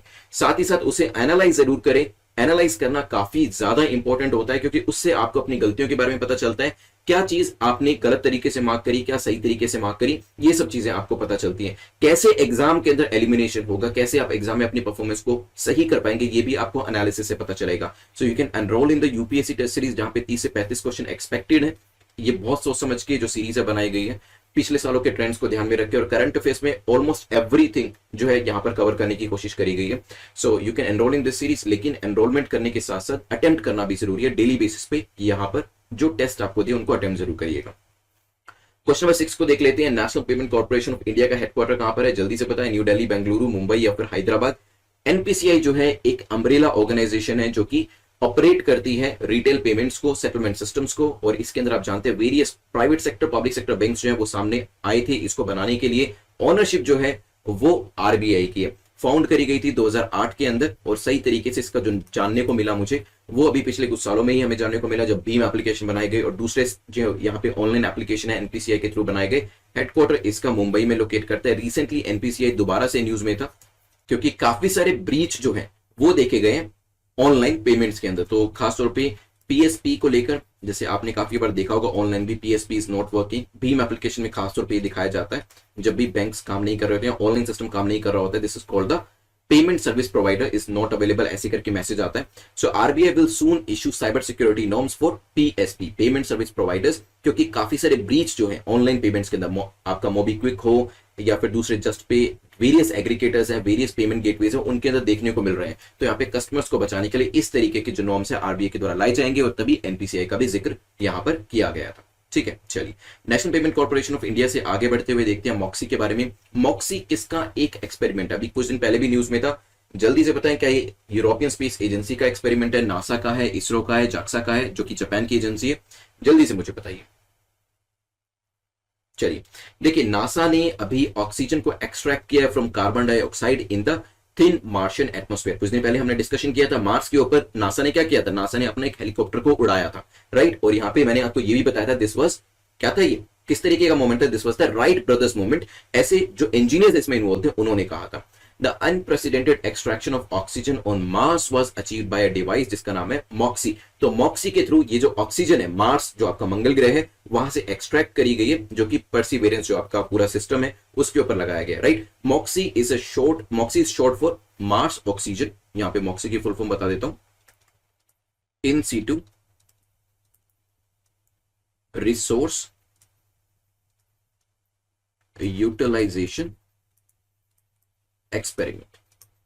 ठीक है, so Mars O2 in situ resource utilisation experiment is the full form of MOXIE, जिसके थ्रू बेसिकली ये किस पे लगाया गया है, आपका जो परसिवेरेंस है उसके रोवर के ऊपर लगाया गया है, और इसका काम ये है कि ऑक्सीजन को एक्सट्रैक्ट करना मार्स के ऊपर, और वो चीज इसने करके दिखाई है। इसने अबाउट 5 ग्राम ऑक्सीजन जो था उसको यहाँ पे एक्सट्रैक्ट किया, प्रोड्यूस किया, और ये 5 ग्राम ऑक्सीजन कितनी होती है, 5 ग्राम ऑक्सीजन से 10 मिनट तक ब्रीदिंग जो है हमारे एस्ट्रोनॉट्स मार्स के ऊपर कर पाएंगे। ठीक है, चलिए तो आंसर क्या हो जाएगा, B will be the correct answer. चलते हैं मॉक्सी से आगे बढ़ते हुए, डिस्कशन करते हैं हम अपने नेक्स्ट क्वेश्चन के ऊपर, जो कि ऑक्सीजन को लेके है। ऑक्सीजन का काफी इश्यू चल रहा है कोविड को लेकर, क्वेश्चन यहां से भी बन के आ सकता है। आपको बताना है ऑक्सीजन को लेकर, बताएं कौन सी स्टेटमेंट आपकी करेक्ट है। Oxygen concentrators are devices that concentrate oxygen from the ambient air, हो सकता है। Atmosphere has 21% oxygen, may be. सोचिए, एक आपका करंट फैक्ट है, एक आपका स्टैटिक फैक्ट है, दोनों को मिलाकर क्वेश्चन बनाकर आपके सामने रखा गया है, जैसे कि यूपीएससी करता है। चलिए, आप जानते हैं ऑक्सीजन सिलेंडर्स जो है काफी शॉर्ट सप्लाई में अक्रॉस सेवरल स्टेट्स, और इसी वजह से काफी राज्य सरकारें जो है वो इस चीज की मांग भी कर रही है। जहां पे प्लांट्स ऑक्सीजन को प्रोड्यूस करने के अब तक आइडियल पड़े थे या फिर बंद पड़े थे, उनको दोबारा से स्टार्ट किया जा रहा है। ऑक्सीजन कॉन्सेंट्रेटर्स जो है among the most sought after devices हैं फॉर ऑक्सीजन थेरेपी। इसके अंदर क्या किया जाता है, जो पेशेंट्स हैं होम आइसोलेशन के अंदर, हॉस्पिटल्स के अंदर उनको ऑक्सीजन जो है इसके थ्रू प्रोवाइड करी जा सकती है। ऑक्सीजन कॉन्सेंट्रेटर एक मेडिकल डिवाइस है जो कि क्या करता है, ऑक्सीजन को आसपास की हवा से कॉन्सेंट्रेट कर कर लोगों को प्रोवाइड करता है या फिर पेशेंट को प्रोवाइड करता है। तो पहली जो स्टेटमेंट आपकी करेक्ट हो जाती है। एटमॉस्फेयर की बात करें तो 78% नाइट्रोजन है हमारे एटमॉस्फेयर के अंदर, 21% ऑक्सीजन है एंड 1% अदर रिमेनिंग गैसेस है। तो आंसर हमारा क्या हो जाएगा, सी, क्योंकि दोनों स्टेटमेंट्स आपकी करेक्ट है। ऑक्सीजन कॉन्सेंट्रेटर्स और ऑक्सीजन सिलेंडर्स काफी न्यूज में है, इसी वजह से क्वेश्चन बनाया गया था। चलते हैं क्वेश्चन नंबर 9 के ऊपर, जो कि पूछ रहा है विच of the following drug has received drug controller general of India DCGI का अप्रूवल। मैंने आपको लास्ट टाइम भी बताया था डीसीजीआई का काम क्या है, डीसीजीआई का काम प्राइजेस को सेट करना नहीं है, ड्रग्स को अप्रूवल देना है और प्राइजेस सेट करने का काम। क्योंकि मुझे अच्छे से याद है, मैंने एक ही क्वेश्चन में आपको दो चीजें बताई थी, एक डीसीजीआई के बारे में, एक सेकंड एजेंसी के बारे में, ठीक है। एक का काम था ड्रग को अप्रूवल देना या डिसअप्रूवल देना, और दूसरे का काम था प्राइजेस को रेगुलेट करना कि किस ड्रग का प्राइस क्या होगा। ये एजेंसी मुझे याद है, अभी भी मैंने अच्छे से आपको कराया है, 2 बार ये क्वेश्चन कराया था अलग अलग स्टाइल से पूछकर। इस दूसरी एजेंसी का नाम मुझे कमेंट सेक्शन में, यूट्यूब के कमेंट सेक्शन में जरूर बताइएगा। ड्रग कंट्रोलर जहां पर अप्रूव करती है ड्रग को या डिसअप्रूव करती है, वहां पर प्राइस किसी ड्रग का क्या होगा, वो किसके द्वारा किया जाता है, ये बताइएगा। डीसीजीआई ने अभी इमरजेंसी यूज के लिए एक और ड्रग ऐसी है जो कि जाइडस कैडिला के द्वारा बनाई गई है, इसको अप्रूवल दे दिया है। उसका नाम क्या है, क्या ये कोविसेव है, वीराफिन है, वायरसफिन है या फिर कोविश्योर है, जल्दी से बताएं। चलिए देखिए, Virafin is the correct answer, B is the correct answer. Virafin जो आपका एक इंजेक्शन है जाइडस कैडिला के द्वारा बनाया गया है, जिसको कि अर्ली स्टेज, जब अर्ली स्टेज में कोविड डिटेक्ट होता है उस टाइम पर फास्टर रिकवरी के लिए पेशेंट को लगाया जाता है। तो जैसे ही पेशेंट को लगाया जाता है उसकी रिकवरी जो है वो काफी फास्ट हो जाती है। तो हो सकता है अगर इस तरीके से जो एफिकेसी है उन इन इंजेक्शंस की, ड्रग्स की बनी रहती है, तो जो 14 से 21 दिन का टाइम अभी कहा जाता है कि आप पूरे तरीके से ठीक हो जाएंगे, वो टाइम पीरियड हो सकता है आगे और भी कम कर दिया जाए अगर इन ड्रग्स और इन इंजेक्शन की एफिकेसी जो है वो प्रूव हो जाती है, ठीक है। जाइडस कैडिला की बात करें, हेल्थ केयर लिमिटेड है, एक कंपनी है जो कि इस तरीके से ड्रग्स बनाती है और हेडक्वार्टर इसका अहमदाबाद गुजरात के अंदर लोकेट करता है। The important thing is Virafin is the name of the injection, ध्यान रखिएगा। B is the correct answer, जो कि कोविड पेशेंट के अंदर फास्टर रिकवरी के लिए बनाई गई है अगर ये इंजेक्शन अर्लियर स्टेजेस के अंदर लगा दिया जाता है। चलिए ध्यान रखिएगा। चलते हैं नेक्स्ट क्वेश्चन के ऊपर, which is the last question, जो कि बात कर रहा है एक्सरसाइज वरुणा को लेकर, ठीक है। वरुण एक्सरसाइज के बारे में पूछा है कि बताएं कौन सी स्टेटमेंट आपकी करेक्ट है, कौन सा कथन आपका सही है। ये जो पर्टिकुलर एक्सरसाइज है इजराइल के साथ करी जाती है और ये एक नेवल एक्सरसाइज है, बताइए क्या आंसर होगा। कंपैरेटिवली इजी क्वेश्चन है क्योंकि डिस्कशन एक्सरसाइज को लेकर रिवीजन हमने काफी करी है, दोबारा से न्यूज में थी, इसी वजह से मैंने आपको बताया। क्योंकि ये जो एक्सरसाइज है कल ही शुरू हुई है, 25 अप्रैल को शुरू हुई है और कल तक मतलब 27 अप्रैल तक ये चलने वाली है। तो 3 दिन की एक्सरसाइज है, सोचिए। चलिए, तो 19th एडिशन जो है इंडिया और फ्रांस की नेवी का बायलैटरल एक्सरसाइज, जिसको नाम दिया गया वरुणा 2021, ये कंडक्ट करी जा रही है। तो yes, it's naval exercise and it is conducted with France. तो आंसर क्या होगा आपका, B will be the correct answer. Indian Navy की साइड से हमारे यहां से आईएनएस कोलकाता जो है वो इसमें पार्टिसिपेट करेगा, आईएनएस तरकश पार्टिसिपेट करेगा, आईएनएस तलवार भी इसमें रहने वाला है और आईएनएस दीपक भी रहने वाला है। P8I long range maritime petrol aircraft भी इसमें पार्टिसिपेट करेगा, ठीक है। इसमें दोनों कंट्रीज के बीच में बोनहोमी को बढ़ाया जाएगा, सिनर्जी को बढ़ाया जाएगा, कोऑर्डिनेशन को बढ़ाया जाएगा और फ्रेंडली नेवीज जो है अपनी बेस्ट प्रैक्टिसेस को भी शेयर करने वाली हैं यहां पर। Answer will be B. 10 question हमारे होते हैं कंप्लीट। करंट अफेयर्स की सीरीज में हम 27 अप्रैल पे पहुंचे हैं, जहां पे द हिंदू और पीआईबी के जो करंट अफेयर्स हैं इसको हम MCQ के थ्रू कवर करने वाले हैं। तो आज हमारा जो डिस्कशन होने वाला है यमन को लेकर होगा, इसके बाद लिक्विड ऑक्सीजन के बारे में जानेंगे, साइबर क्राइम वॉलंटियर्स के बारे में डिस्कशन होने वाला है, #FOSS4GOV के बारे में डिस्कशन होगा, सेक्शन 144 न्यूज में था इसके बारे में जानेंगे और आपके सिविल सर्विसेज से कैसे रिलेट करता है ये भी देखेंगे इसके अंदर। इसके बाद एक पर्सनालिटी राजन मिश्रा को लेकर हमारा एक क्वेश्चन रहेगा, आसियान को लेकर एक क्वेश्चन डिस्कस करेंगे, जैनिज्म जो अभी हमने एक दिवस सेलिब्रेट किया है यहाँ पर उसके साथ एसोसिएट किया जाएगा जैनिज्म को, और यहाँ पर एक क्वेश्चन जो है डिस्कस करेंगे। ऑक्सीजन को लेकर एक क्वेश्चन और होने वाला है हमारा, और फिर फाइनली फ्रांस के साथ जो एक्सरसाइज करते हैं उसको लेकर भी एक मैच द फॉलोइंग हम करने वाले हैं। चलिए चलते हैं अपने पहले क्वेश्चन के ऊपर टारगेट सेट करने के बाद। First question is about Yemen. पूछा गया है यमन को लेकर बताएं कौन सी स्टेटमेंट आपकी ठीक है। तो सबसे पहले जो टॉपिक है आप उसको अंडरलाइन करेंगे, यमन को लेकर क्वेश्चन पूछा गया है और डिमांड ऑफ द क्वेश्चन है आप बताएं करेक्ट। कभी इनकरेक्ट पूछा होगा, कभी करेक्ट पूछा होगा, कभी पेयर्स के बारे में पूछा होगा, तो उसको आप सर्कल में जरूर डालिएगा। यमन जो है न्यूज में था। मीनवाइल आप यहां पे देखें कि क्या गल्फ ऑफ एडन इसके साउथ में है, रेड सी इसके वेस्ट में है, ओमान इसके नॉर्थ में है। आप इसको आंसर करें। मीनवाइल मैं आपको बताता हूं कि क्या ऐसी चीज यमन के अंदर हुई जिसकी वजह से यमन जो है न्यूज में, क्योंकि हम करंट अफेयर्स को डिस्कस कर रहे हैं, रैंडम क्वेश्चन यहां पर नहीं देखेंगे। जो चीज, जो एरिया, जो स्कीम आपकी न्यूज में है उसी को यहां डिस्कस करने वाले हैं। यमन्स हुती रेबल्स जो है they have taken full control of the north west Kasara battlefield, ठीक है, और वो धीरे धीरे मारिब सिटी जो है वहां पर एडवांस कर रहे हैं और काफी सारी कैजुअलिटीज जो है वो भी करते जा रहे हैं, ठीक है। Marib is the capital city of Marib governorate Yemen के अंदर, और यहां पर इसकी जो बिब्लिकल सिग्निफिकेंस है वो काफी ज्यादा है, because it is the capital of the ancient kingdom of Saba, ठीक है। चलिए, तो यहां पर अगर हम देखें मैप के ऊपर देखते हैं कि आपका गल्फ ऑफ एडन, रेड सी और ओमान जो है यमन के कॉन्टेक्स्ट में कहां पर लोकेट करता है। So this is Yemen, this is the Marib governorate. तो यहां पर साउथ में देखेंगे तो गल्फ ऑफ एडन आपको दिखाई देगा, ठीक है। वेस्ट में देखेंगे रेड सी, क्योंकि आपका ईस्ट वेस्ट नॉर्थ साउथ इस तरीके से है, ठीक है। नॉर्थ में देखेंगे तो सऊदी अरेबिया है, ईस्ट में देखेंगे तो ओमान है, राइट। तो यहां पे देख लेते हैं क्वेश्चन के ऊपर वापस आकर। तो गल्फ ऑफ एडन कहां पर है? साउथ में, बिल्कुल ठीक है। रेड सी कहां पर है? वेस्ट में, बिल्कुल ठीक है। ओमान का नॉर्थ में नहीं, सऊदी अरेबिया नॉर्थ में है, ओमान तो इसका ईस्ट डायरेक्शन में है। तो आंसर क्या हो जाएगा? C will be the correct answer. चलिए ध्यान रखिएगा इसके बारे में। चलते हैं नेक्स्ट क्वेश्चन के ऊपर, जो कि लिक्विड ऑक्सीजन को लेकर। आप जानते हैं कि अभी ऑक्सीजन को लेकर काफी न्यूज भी आ रही है और इसकी जो किल्लत है उसकी वजह से परेशानी भी हो रही है कोविड-19 पेशेंट्स को, हॉस्पिटल्स को, एडमिनिस्ट्रेशन को। तो लिक्विड ऑक्सीजन जो है ये भी न्यूज में थी। न्यूज क्या थी वो भी आपको बताऊंगा। पहले लिक्विड ऑक्सीजन के बारे में जान लेते हैं। आपको बताना है इसको लेकर करेक्ट स्टेटमेंट आपकी कौन सी है। It's of pale blue colour. इसका जो कलर है बताया पेल ब्लू, हल्के नीले रंग की होती है। It is used in aerospace and submarines. Aerospace और सबमरीन्स के अंदर इसका इस्तेमाल किया जाता है। सोचिए क्या आंसर होगा, फिर करते हैं डिस्कशन। चलिए, तो रिसेंटली जो सेंट्रल गवर्नमेंट है उन्होंने डिजास्टर मैनेजमेंट एक्ट जो है इसको इन्वोक किया है, और इसको इन्वोक करते हुए सेंटर को ऑर्डर किया है कि जितनी भी लिक्विड ऑक्सीजन आपके पास है, जितना भी एग्जिस्टिंग स्टॉक है, even with the private plants, जो प्लांट्स प्राइवेट सेक्टर के हैं उनका भी, that should be made available to the government. वो अभी इमीडिएटली आप गवर्नमेंट को प्रोवाइड करो, और उसको यहां पर मेडिकल पर्पस के लिए ही यूज किया जाएगा और किसी पर्पस के लिए यूज नहीं किया जाएगा। लिक्विड ऑक्सीजन जो है उसका इस्तेमाल इंडस्ट्रियल सेक्टर में किया जाता है, और किस एरिया में किया जाता है वो आप मुझे कमेंट सेक्शन में बताइएगा। बट यहां पर जितने भी इसके इस्तेमाल है उसको बंद करके सिर्फ मेडिकल पर्पस के लिए लिक्विड ऑक्सीजन का इस्तेमाल करने की यहाँ पे हिदायत जो है वो दी गई है, ऑर्डर्स रादर यहाँ पे दिए गए। क्या ये पेल ब्लू कलर की होती है? तो पहली आपकी स्टेटमेंट ठीक हो जाती है, यस ये पेल ब्लू कलर की होती है, हल्के नीले रंग की होती है। It is used in aerospace and submarines. क्या एरोस्पेस सबमरीन्स में इसका इस्तेमाल किया जाता है? तो यस, एरोस्पेस सबमरीन्स हो वहां पर इसका इस्तेमाल किया जाता है। दोनों स्टेटमेंट ठीक है, लेकिन मैं आपसे ये चाहता हूं कि देखिए एरोस्पेस आपको पता चल गया, सबमरीन्स आपको पता चल गया, इंडस्ट्रियल सेक्टर मैंने आपको बता दिया। इसके अलावा भी अगर आपको पता है कि लिक्विड ऑक्सीजन का इस्तेमाल कहां पे किया जाता है तो वो कमेंट सेक्शन में मुझे जरूर बताइएगा। यहां पर आंसर आपका क्या हो जाएगा?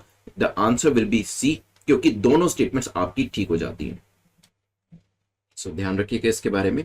और क्रायोजेनिक नेचर होता है आपकी जो लिक्विड ऑक्सीजन होती है, इट कैन कोज मटेरियल्स को काफी ब्रिटल बना देती है। जो क्रायोजेनिक इंजन है वहां से इसको रिलेट करिएगा।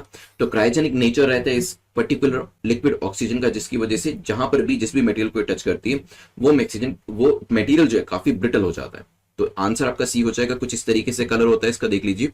चलते हैं नेक्स्ट क्वेश्चन के ऊपर, which is question number 3। Cyber crime volunteers के बारे में पूछा है कि बताएं ये किस मंत्रालय के अंदर या फिर किस एजेंसी के अंदर आती है। क्या ये मिनिस्ट्री ऑफ होम के अंदर आती है, ministry of electronics information technology के अंतर्गत आती है, नीति आयोग के अंतर्गत आती है, या फिर department of science and technology? जल्दी से बताएं। चलिए, तो रिसेंटली एक क्वेश्चन पूछा गया था जिसमें यूनियन होम मिनिस्ट्री ने कहा कि देखिए सेंट्रलाइज लिस्ट वॉलंटियर्स की हम मेंटेन नहीं करते। साइबर क्राइम वॉलंटियर्स जो हैं आप जानते हैं I4C प्रोग्राम जो है वो भी आपका मिनिस्ट्री ऑफ होम अफेयर्स के अंतर्गत आता है। और साइबर क्राइम वॉलंटियर्स के लिए भी कुछ टाइम पहले होम मिनिस्ट्री ने एक पोर्टल बनाया था जिसके अंतर्गत यहाँ पर जो वॉलंटियर्स वो अपने आप को रजिस्टर करा सकते थे और देश के लिए काम कर सकते थे साइबर क्राइम को काउंटर करने के लिए, ठीक है। तो जब ये इन्फॉर्मेशन मांगी गई तो एमएचए ने कहा कि देखिए लोग यहाँ पर आते हैं, रजिस्टर कराते हैं अपने आप को, but we do not maintain a list, हमारे पास उसकी लिस्ट नहीं रहती। National cyber crime ecosystem management unit of which the cyber crime volunteer programme जो है एक कॉन्स्टिट्यूएंट है। तो ये पर्टिकुलर आपका वॉलंटियर प्रोग्राम किसके अंतर्गत आता है? ये आता है national cyber crime ecosystem management unit के अंदर, ठीक है। और इसे बेसिकली I4C जो है आपका Indian cyber crime coordination centre, उसके एक पार्ट के तौर पर लॉन्च किया गया था होम मंत्रालय के द्वारा, होम मिनिस्ट्री के द्वारा, अमित शाह जी के द्वारा बाय इन 2020 जनवरी। तो पिछले साल जनवरी के महीने में, एक साल से ज्यादा टाइम हो चुका है, इसको लॉन्च किया गया था। और अभी इसके ऊपर कुछ क्वेश्चंस जो थे वो रेज किए जा रहे थे, that's why this particular list was asked. और यहाँ पर मंत्रालय जो है उन्होंने मना कर दिए कि इस तरीके की लिस्ट जो है हम वॉलंटियर्स की नहीं बनाते हैं। तो आंसर क्या हो जाएगा आपका? A will be the correct answer. ध्यान रखिएगा I4C किसके अंतर्गत आता है, ये वॉलंटियर्स किसके अंतर्गत आते हैं। This is quite important for the examination, क्योंकि वहां पर हमें मीटी या फिर DST लग सकता है, जो कि आपके आंसर्स गलत होंगे। Next, hashtag force for gov innovation challenge जो है किसके द्वारा लॉन्च किया गया है? मीटी के द्वारा, साइंस मिनिस्ट्री के द्वारा, नीति आयोग या फिर किसी और ही एजेंसी या मंत्रालय के द्वारा। जल्दी से बताएं क्या आंसर होगा, फिर मैं आपको इसकी फुल फॉर्म भी बताऊंगा और यहां पर किसके द्वारा इसको लेकर आया गया है वो भी बताऊंगा। चलिए, तो यहाँ पे ओपन सोर्स सॉफ्टवेयर जो है गवर्नमेंट बनाने की कोशिश कर रही है और इसी वजह से एक इनोवेशन चैलेंज जो है वो लेकर आया गया है ministry of electronics information technology के द्वारा। ये जो ओपन सोर्स सॉफ्टवेयर है, जिसके कुछ एग्जांपल अभी आपके सामने स्क्रीन के ऊपर हैं, ये आपके कॉपीराइट फ्रीली अवेलेबल होते हैं और इसके अंदर चेंजेस जो है, मॉडिफिकेशन जो है, जो भी व्यक्ति, जो भी यूजर इसको यूज करता है उसके हिसाब से किए जा सकते हैं। ठीक है, तो इसमें गवर्नमेंट जो है अब कुछ ओपन सोर्स सॉफ्टवेयर बनवाने की कोशिश कर रही है हेल्थ सेक्टर के अंदर और एजुकेशन सेक्टर के अंदर, ताकि उसको अपने तरीके से जो भी यूजर्स हो वो मॉडिफाई कर सके। कुछ ऑलरेडी जो हमारे पास ओपन सोर्स सॉफ्टवेयर है उसके अंदर आपका वर्डप्रेस आता है, आपका MySQL है, लाइनक्स आपने सुना हुई होगा, ये सभी जो है आपके ओपन सोर्स सॉफ्टवेयर है जिसमें कॉपीराइट नहीं होते हैं और यूजर इसको अपनी कन्वीनियंस के हिसाब से मॉडिफाई कर सकता है। जो सोर्स होता है, सोर्स कोड होता है, वो यूजर के पास अवेलेबल होता है और उसके अंदर तब्दीली करी जा सकती है। चलते हैं क्वेश्चन नंबर 5 को देख लेते हैं, जो कि सेक्शन 144 ऑफ CRPC को लेकर है, पूछा गया। इसको लेकर बताएं आपकी करेक्ट स्टेटमेंट क्या है। तो यहाँ पे सेक्शन 144 ऑफ CRPC के बारे में पूछा है। 3 स्टेटमेंट्स आपके सामने है, लेट्स सी। पहली है it is the power of magistrate. तो ये जो सेक्शन 144 है मैजिस्ट्रेट की पावर के अंदर आता है। The order can be passed against a particular individual और जनरल पब्लिक। तो एक इंडिविजुअल या फिर जनरल पब्लिक के लिए ये ऑर्डर जो है इशू किए जा सकते हैं और ये 4 या 4 से ज्यादा लोगों को इकट्ठा होने के लिए मना करता है। लेट्स सी क्या आंसर आप देते हैं, विल डिस्कस अबाउट इट। पर उससे पहले सेक्शन 144 जो है CRPC का कोड ऑफ क्रिमिनल प्रोसीजर, जो कि 1973 में आया था, इसको इंपोज किया गया गुरुग्राम के अंदर, गुड़गांव के अंदर, क्योंकि यहाँ पे कोविड-19 केसेस जो है उनका नंबर काफी तेजी से राइज हो रहा था। ठीक है, चलिए सेक्शन 144 यूजुअली हमने देखा है इस टाइम पे क्या होता है, टेलीकॉम सर्विसेज बंद हो जाती है, इंटरनेट शट डाउन हो जाते हैं और यहाँ पे कुछ अलग एरियाज होते हैं, कुछ ऐसे इंस्टेंसेस होते हैं, कुछ ऐसे इंसिडेंसेस होते हैं जिनको प्रिवेंट करने के लिए इसको लेकर आया जाता है ना। क्या ये मैजिस्ट्रेट इशू करता है? तो yes, once you actually get into the service then you will get to know कि सेक्शन 144 जो है आपके द्वारा लेकर आया जाएगा। तो it is the power of magistrate. पहली स्टेटमेंट आपकी ठीक हो जाती है। ऑर्डर जो है या तो ओवरऑल जनरल पब्लिक के लिए लाया जा सकता है, जैसे कि अभी हमने गुरुग्राम के केस में देखा, या फिर किसी पर्टिकुलर व्यक्ति के केस में भी लाया जा सकता है। तो सेकंड स्टेटमेंट भी आपकी ठीक हो जाती है। यहाँ पर 4 या 4 से ज्यादा लोगों को इकट्ठा होने के लिए मना किया जाता है और वैसे भी अभी सोशल डिस्टेंसिंग करनी है तो इसकी तो वैसे ही जरूरत काफी ज्यादा थी कि लोगों को एक साथ इकट्ठा ना होने दिया जाए। तो आंसर क्या हो जाएगा आपका? D will be the correct answer, क्योंकि आप जानते हैं कि इवन दो सरकार अपनी तरफ से काफी कोशिश कर रही है और काफी सारे लोग भी अपनी तरफ से कंप्लाई कर रहे हैं, स्टिल देयर आर पीपल जहां पे कुछ ऐसे इवेंट्स हो रहे हैं, पार्टी हो रही है या फिर कुछ ऐसे ओकेजन्स हो रही हैं, सेरेमनीज कंडक्ट करी जा रही है जिसके अंदर काफी सारे लोग इकट्ठे हो जाते हैं, जिसकी वजह से फिर कोरोना के जो केसेस हैं वो काफी ज्यादा हो जाते हैं। देयरफॉर इसको ही प्रिवेंट करने के लिए ये लेकर आया गया है। आपका आंसर यहाँ पे डी हो जाएगा। सेक्शन 144 के बारे में भी मैंने आपको बता दिया। आज आपका जो मेंस का और जो इंटरव्यू का क्वेश्चन है वो भी इसके ऊपर है, इसी वजह से मैं ज्यादा चीजें आपको यहाँ पे नहीं बता रहा हूँ, so that you could answer there. चलिए क्वेश्चन नंबर 6 पे जाने से पहले लक्ष्मीकांत स्पेक्ट्रम का जो कॉम्बो कोर्स है इसको आप ले सकते हैं अपने स्टैटिक पोर्शन को कवर करने के लिए। There is one more course जिसके अंदर लक्ष्मीकांत स्पेक्ट्रम और इवन कल्चर भी शामिल है, तो अपनी कन्वीनियंस के हिसाब से आप कोर्स ले लीजिएगा। यहाँ पर आपको मॉडर्न इंडियन हिस्ट्री स्पेक्ट्रम के लेक्चर्स जो है, क्लास लेक्चर्स वो भी मिल जाते हैं, साथ ही साथ MCQ लेक्चर्स मिल जाते हैं। इंडियन पॉलिटी के MCQ लेक्चर्स भी इसके अंदर अवेलेबल है। तो अपनी कन्वीनियंस के हिसाब से जो भी कॉम्बो कोर्स आप लेना चाहते हैं exam.netmoc.com पर जाकर उसमें एनरोल करा लीजिएगा। क्वेश्चन नंबर 6 को देख लेते हैं, जो कि राजन मिश्रा को लेकर है, पूछा गया। राजन मिश्रा जी के बारे में बताएं कौन सी स्टेटमेंट करेक्ट है। पर्सनैलिटी रिलेटेड क्वेश्चन है। वो किराना घराना को बिलोंग करते थे, ठुमरी स्टाइल के सिंगर थे। जल्दी से बताएं, फिर करते हैं डिस्कशन इनको लेकर। चलिए, अभी कोविड-19 रिलेटेड कॉम्प्लिकेशंस को लेकर इनकी डेथ हो गई है और इसी वजह से राजन मिश्रा जो है वो न्यूज में थे। बिलोंगिंग टू द बनारस घराना पंडित राजन मिश्रा जो हैं और उनके जो ब्रदर हैं वो इस एरिया के अंदर बेसिकली सिंगिंग एरिया के अंदर थे और उनका जो स्टाइल था वो ख्याल स्टाइल था। ठीक है, तो ख्याल स्टाइल के सिंगर थे, अपने ब्रदर के साथ परफॉर्म किया करते थे और यहाँ पे कौन से घराना से थे, बनारस घराना से बिलोंग करते थे। ठीक है, तो पहली जो स्टेटमेंट है किराना घराना बिल्कुल गलत हो जाता है, बनारस घराना को बिलोंग करते थे, ठुमरी स्टाइल नहीं था, ख्याल था, तो दोनों स्टेटमेंट गलत होने की वजह से आंसर आपका हो जाएगा नन ऑफ द अबव। काफी रिनाउंड वोकलिस्ट थे और उनको काफी अवार्ड्स जो थे जिसमें पद्म भूषण भी शामिल है वो भी दिया जा चुका है। ठीक है, चलिए चलते हैं नेक्स्ट क्वेश्चन के ऊपर, क्वेश्चन नंबर 7 जो कि जैनिज्म को लेकर है। जैन के अंदर 5 ग्रेट वॉर्स जो है वो दिए हैं, आपको बताना है इन तीनों में से कौन सी वो ये इन 5 ग्रेट वॉर्स के अंदर शामिल है। क्या सत्या इन 5 ग्रेट वॉर्स के अंदर शामिल है? देन आचार्य हो सकता है, थर्ड वन इज ब्रह्मचर्य। बताइए तीनों में से कौन कौन सी शामिल है, कौन कौन सी नहीं है। 5 के आपको नाम पता होने चाहिए, जिनको पता है 1 या 2 के नाम भी उसे कमेंट सेक्शन में लिखना शुरू करें।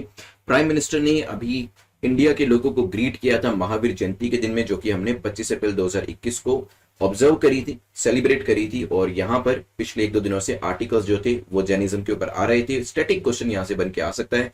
महावीर जयंती जो है एक ऑस्पिशियस फेस्टिवल जो है जैन कम्युनिटी के लिए माना जाता है और राधा पूरी इंडिया के अंदर इसे सेलिब्रेट किया जाता है। तो अगर हम 5 प्रतिज्ञाओं की बात करें, वॉर्स की बात करें, तो इसके अंदर देख लेते हैं। पहली आपकी है अहिंसा, सत्य आ जाता है, ट्रूथ आ जाता है, नॉन वायलेंस आ जाता है, अस्त्य या फिर आचार्य नॉन स्टीलिंग आ जाता है इसके अंदर। देन आपका आता है अपरिग्रह, नॉन अटैचमेंट, जिसमें चीजों के प्रति आप न्यूट्रल रहते हैं, पोजेशन के प्रति आप न्यूट्रल रहते हैं। देन आपका आता है ब्रह्मचर्य, जिसको आप सेलिबेसी कहते हैं, चैस्टिटी। चलिए, तो तीनों के तीनों ही आपके जैनिज्म की वॉर्स के अंदर है, तो आंसर क्या हो जाएगा? D will be the correct answer. तीनों के तीनों वॉर्स जो है वो 5 वॉर्स के अंदर शामिल है। ठीक है, चलिए चलते हैं आसियान के बारे में डिस्कशन करते हैं। आसियान काफी न्यूज में रहता है, RCEP को लेकर भी न्यूज में रहता है, इंडिया की इसमें जो एंट्री एग्जिट है उसको लेकर भी काफी न्यूज में रहता है। और आपसे यहाँ पर पूछा गया कि बताएं आसियान की कंट्रीज इन चारों में से कौन सी है। ठीक है, चलिए, क्या थाईलैंड इसके अंदर है? आसियान के अंदर हो सकता है। What about India? लाओस के बारे में बताइएगा, कंबोडिया के बारे में बताइएगा। और मैं आपको बताता हूं न्यूज के बारे में। अभी आसियान के जो फॉरेन मिनिस्टर्स थे वो सभी मिले इंडोनेशिया की कैपिटल जकार्ता के अंदर और उन्होंने यहाँ पर म्यांमार आर्मी से रिक्वेस्ट करी कि जो जनरल मिन ओंग है यहाँ के, कि जो आपने अभी वायलेंट क्रैकडाउन किया है कंट्री के अंदर, जो पूरा पॉलिटिकल चेंज लाके आपने रख दिया है, काफी सारे लोगों को पॉलिटिकल प्रिजनर बना लिया है, उस चीज को यहाँ पर रोकें और एक यहाँ पर पॉलिटिकल क्राइसिस लाइक सिचुएशन जो म्यांमार के अंदर क्रिएट हो गई है, इसको खत्म करने के लिए रिक्वेस्ट जो थी वो आसियान मेंबर के द्वारा करी गई। तो जितने भी यहाँ पे फॉरेन मिनिस्टर्स थे उन्होंने इस चीज के लिए दरकार करी है। देख लेते हैं एक बार आसियान के अंदर। तो इट वाज फॉर्म्ड इन 1967, 1967 के अंदर ये ब्लॉकिंग बनाई गई थी, जिसके अंदर Thailand, Singapore, Philippines, Malaysia, Indonesia ये लोग मेंबर्स थे। और बाद में जो मेंबरशिप थी वो वियतनाम को भी दी गई, म्यांमार को दी गई, लाओस, कंबोडिया और ब्रूने को दी गई। ठीक है, अब आप मुझे निमोनिक बताइएगा इसके अंदर क्या निमोनिक बन सकते हैं ताकि ये 10 कंट्रीज के नाम हम याद रख सके। तो मैंने आपको बताया थाईलैंड इसके अंदर मेंबर था, तो ये थाईलैंड तो 1967 में ही था। क्या इसके अंदर इंडिया का नाम आया? नहीं, इंडिया का नाम नहीं आता जब भी हम बात करते हैं आसियान एंड इंडिया की पार्टनरशिप की बात करते हैं। अगर इंडिया इसमें मेंबर होता ही तो आसियान एंड इंडिया के बारे में कभी भी बात ना करी जाती। तो हम ये कहते हैं इंडिया और आसियान का ट्रेड कैसा है, इंडिया और आसियान जो है वो कौन कौन से अग्रीमेंट साइन करें, क्योंकि इंडिया जो है आसियान के अंदर इंक्लूड नहीं है। फिर लाओस को सेकंड जब एक्सटेंशन करी गई थी, जिसके अंदर म्यांमार को ऐड किया गया था, वियतनाम को ऐड किया गया था, वहां पर ही लाओस को भी ऐड किया गया था और कंबोडिया को भी ऐड किया गया था। तो कंट्रीज जो इसकी मेंबर है वो हो जाएंगी 1, 3, 4। A will be the correct answer. ठीक है, दीज आर द 10 कंट्रीज जिसके नाम आपको याद होने चाहिए। चलते हैं आज के 9th क्वेश्चन के ऊपर, जो कि पूछ रहा है 2 स्टेटमेंट्स को देखकर बताएं कौन सी स्टेटमेंट आपकी सही है। इंडियन रेलवेज ने अभी एक ऑक्सीजन एक्सप्रेस जो है वो यहां पर चलाई है, क्या ये सही बात है या फिर ये इलॉजिकल सी चीज आपको लग रही है? It is started from steel plant which produce oxygen. सोचिए क्या आंसर होगा। चलिए देखिए, ऑक्सीजन की जो सप्लाई है उसको इंक्रीज करने के लिए इंडियन रेलवेज भी आगे बढ़कर आया और ऑक्सीजन एक्सप्रेस करके उन्होंने एक ट्रेन शुरू करी है जो कि स्टील प्लांट से ऑक्सीजन को पिक करेगी और फिर वो लोकेशन जो उसकी डेस्टिनेशन लोकेशन है वहां तक प्रोवाइड करने की कोशिश करेगी। सो सेकंड स्टेटमेंट भी आपकी ठीक हो जाती है। दोनों स्टेटमेंट ठीक होने की वजह से आंसर क्या हो जाएगा? C will be the correct answer, क्योंकि अपने अपने लेवल पे सभी स्टेट जो है, एडमिनिस्ट्रेशन जो है, सेंटर जो है, मंत्रालय जो है वो काम कर रहे हैं, चाहे वो स्टील प्लांट्स हो, चाहे वो इंडियन रेलवेज हो, ताकि जल्दी से जल्दी जो मरीज हैं, कोविड-19 के पेशेंट्स हैं, उन तक ऑक्सीजन की जो सप्लाई है वो कराई जा सके। आज के लास्ट क्वेश्चन पे चलते हैं, जो कि पेयर्स को लेकर है, पूछा गया बताएं कौन सा पेयर यहाँ पे करेक्टली मैच हो रहा है। यहाँ पर फ्रांस के साथ इंडिया जो जो एक्सरसाइज करता है उनके नाम दिए। एक है डेजर्ट नाइट, आर्मी एक्सरसाइज है क्या ये? हो सकता है। वरुण, नेवल एक्सरसाइज है। शक्ति, एयर एक्सरसाइज है। बताइए, फिर करते हैं डिस्कशन। चलिए देखिए, तीनों एक्सरसाइज जो है इंडिया और फ्रांस के बीच में करी जाती है, लेकिन वरुण एक्सरसाइज अभी न्यूज में थी, जो अभी हमने 3 दिन करके आज शायद उसका कंक्लूजन होना है। 25, 26, 27 3 दिन में वो करनी थी। तो यहाँ पे वरुण नेवल एक्सरसाइज है, बिल्कुल ठीक है, लेकिन डेजर्ट नाइट एक एयर एक्सरसाइज और शक्ति जो एक आर्मी एक्सरसाइज है, ये आपको रिवर्स करके दिया हुआ था, इसी वजह से दोनों गलत हो गए और आंसर आपका सी हो गया। तो शक्ति जो है वो आपकी आर्मी एक्सरसाइज है, और जो डेजर्ट नाइट 21 या फिर इवन गरुड़ की भी बात करें, ये भी हम फ्रांस के साथ करते हैं, ये दोनों आपकी एयर एक्सरसाइज है। ध्यान रखिएगा, these are the various exercise जिसके नाम आपको दिए हैं, इनको याद रखिएगा और अपने नोट्स के अंदर जरूर इसको नोट डाउन कर लीजिएगा जब मैं आपसे इस पूरे लेक्चर की पीडीएफ को शेयर करता हूं। 29 अप्रैल पे पहुंच चुके हैं और द हिंदू और पीआईबी के जो करंट अफेयर्स हैं उसको हम एमसीक्यू के थ्रू डिस्कस करने वाले हैं। जल्दी से आज के 10 टॉपिक्स जो आज डिस्कस करने वाले हैं उसको देख लेते हैं। तो प्रोजेक्ट दंतंग के बारे में डिस्कशन होगा। सीपरी को लेकर 2 क्वेश्चन हमारे होने वाले हैं, क्योंकि डेटा भी यहाँ पर रिलीज किया गया है। देन आर्मेनियन जेनोसाइड को लेकर भी आर्टिकल्स आए थे न्यूज़पेपर के अंदर, इसके बारे में जानेंगे। आरबीआई के कुछ नए डायरेक्टिव्स आए, इसको देखेंगे। इग्नाइटेड माइंड प्रोजेक्ट क्या है, इसके बारे में डिस्कशन करते हुए oxygen enrichment, herd immunity, snow leopard और नेट जीरो एमिशन के बारे में हम डिस्कशन करने वाले हैं। चलते हैं आज के फर्स्ट क्वेश्चन को देख लेते हैं, देखते हैं कि किस चीज के बारे में बात हो रही है। तो पहला जो क्वेश्चन हमारा है वो प्रोजेक्ट दंतक को लेकर है। पूछा गया project Dantak is associated with which of the following country, तो कौन से देश के साथ प्रोजेक्ट दंतक जो है ये एसोसिएट करता है। प्रोजेक्ट दंतक जो है इसकी अभी डायमंड जुबली जो है उसे सेलिब्रेट किया गया, क्योंकि इसके 60 ईयर्स पूरे हो गए हैं। ठीक है, तो डायमंड जुबली 60 ईयर्स। इसी तरीके से जो दूसरे टाइम पीरियड्स होते हैं, जैसे कि सिल्वर जुबली जो होता है वो 25 ईयर्स में होता है और गोल्डन जुबली 50 ईयर्स में होता है, उसी तरीके से डायमंड जुबली 60 ईयर्स में होता है। तो यहाँ पे दंतक प्रोजेक्ट को 60 ईयर्स हो गए, इसी वजह से काफी न्यूज थी इसको लेकर। जल्दी से बताएं कि ये किस कंट्री से एसोसिएट करता है। चलिए, तो दंतक प्रोजेक्ट जो है अप्रैल में 1961 में, तो अभी इसके 60 साल पूरे हो गए, as a result of visionary leadership, जिसमें हमारी तरफ से जो हमारे प्राइम मिनिस्टर थे नेहरू जी, और भूटान की तरफ से उनके जो किंग थे वो सामने आए थे और उन्होंने जो प्रोजेक्ट दंतक था इसको शुरू किया था। और यहां पे प्रोजेक्ट दंतक के अंदर जो काफी सारी इंफ्रास्ट्रक्चर रिक्वायरमेंट्स थी भूटान की, वो यहां पर कंप्लीट करी गई थी। मेडिकल के अंदर एजुकेशन फैसिलिटीज जो थी वो भी दंतक के अंदर फार फ्लंग एरियाज के अंदर प्रोवाइड करी गई थी। ठीक है, यहां पर ये जो इंपॉर्टेंट इंफ्रास्ट्रक्चर एसेट क्रिएट करने का काम था वो दंतक के अंदर किया गया था, और ये किस सेक्टर के अंदर, मेडिकल और एजुकेशन फैसिलिटीज भी इसके अंदर शामिल थी। ठीक है, और क्योंकि यहाँ पे फार फ्लंग एरियाज के अंदर इस तरीके की एसेट क्रिएट करनी होती है, और आप जानते हैं कि डिफिकल्ट टेरेन के अंदर इस तरीके की एसेट क्रिएट करना आसान काम नहीं होता है, इसी वजह से 1200 दंतक पर्सनल जो है अभी तक उनकी लाइफ जा चुकी है, क्योंकि उन्होंने इस इंफ्रास्ट्रक्चर को क्रिएट करने में अपना योगदान दिया है। ठीक है, तो आंसर क्या होगा यहाँ पे, C will be the correct answer. ध्यान रखिएगा, प्रोजेक्ट दंतक पूछा जा सकता है क्योंकि अभी इसके 60 साल पूरे हो गए। भूटान देख सकते हैं, the capital is Thimphu. LBSNAA में जाएंगे तो भूटानी सिविल सर्वेंट्स हैं, उनकी ट्रेनिंग आप ही लोगों के साथ होने वाली है। ऊपर चाइना से बॉर्डर टच करता है, नीचे आपकी चिकन नेक आपको दिखाई दे रही होगी, और इंडिया जो है वो नीचे वाले पोर्शन में है।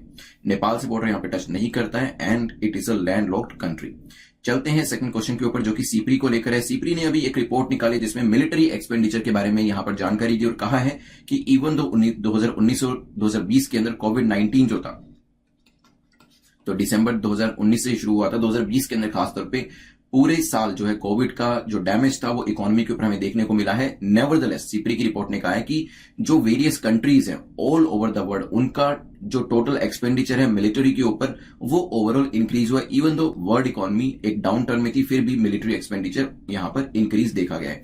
आपको बताना है सीपरी की रिपोर्ट के हिसाब से highest to lowest in 4 countries में, हाईएस्ट टू लोवेस्ट आपको लगाने के नंबर 1 पे कौन है, नंबर 2 पे कौन है, नंबर 3 पे कौन है, नंबर 4 पे कौन है, जो कि मिलिट्री के ऊपर सबसे ज्यादा एक्सपेंडिचर करते हैं। सोचिए। चलिए देखिए, सबसे बड़ा यहां पर स्पेंडर तो आपका है यूनाइटेड स्टेट्स, तो यूनाइटेड स्टेट्स काफी ज्यादा एक्सपेंडिचर करता है। उसके बाद चाइना का नंबर आता है, उसके बाद सोचने वाली बात थी कि रशिया आएगा या इंडिया आएगा। बताइए। Yes, it is India. तीसरे नंबर पे आपका इंडिया आता है और लास्ट में आपका रशिया आता है। तो आंसर क्या होगा, 3, 1, 4, 2। ठीक है, तो ए आपका यहां पर आंसर हो जाता है। जो लार्जेस्ट मिलिट्री एक्सपेंडिचर की कंट्रीज हैं उनके नाम मैंने आपको यहां पर बता दिए हैं, पूछे जा सकते हैं, और क्योंकि इंडिया भी शामिल है तो आप देख सकते हैं यहां पर।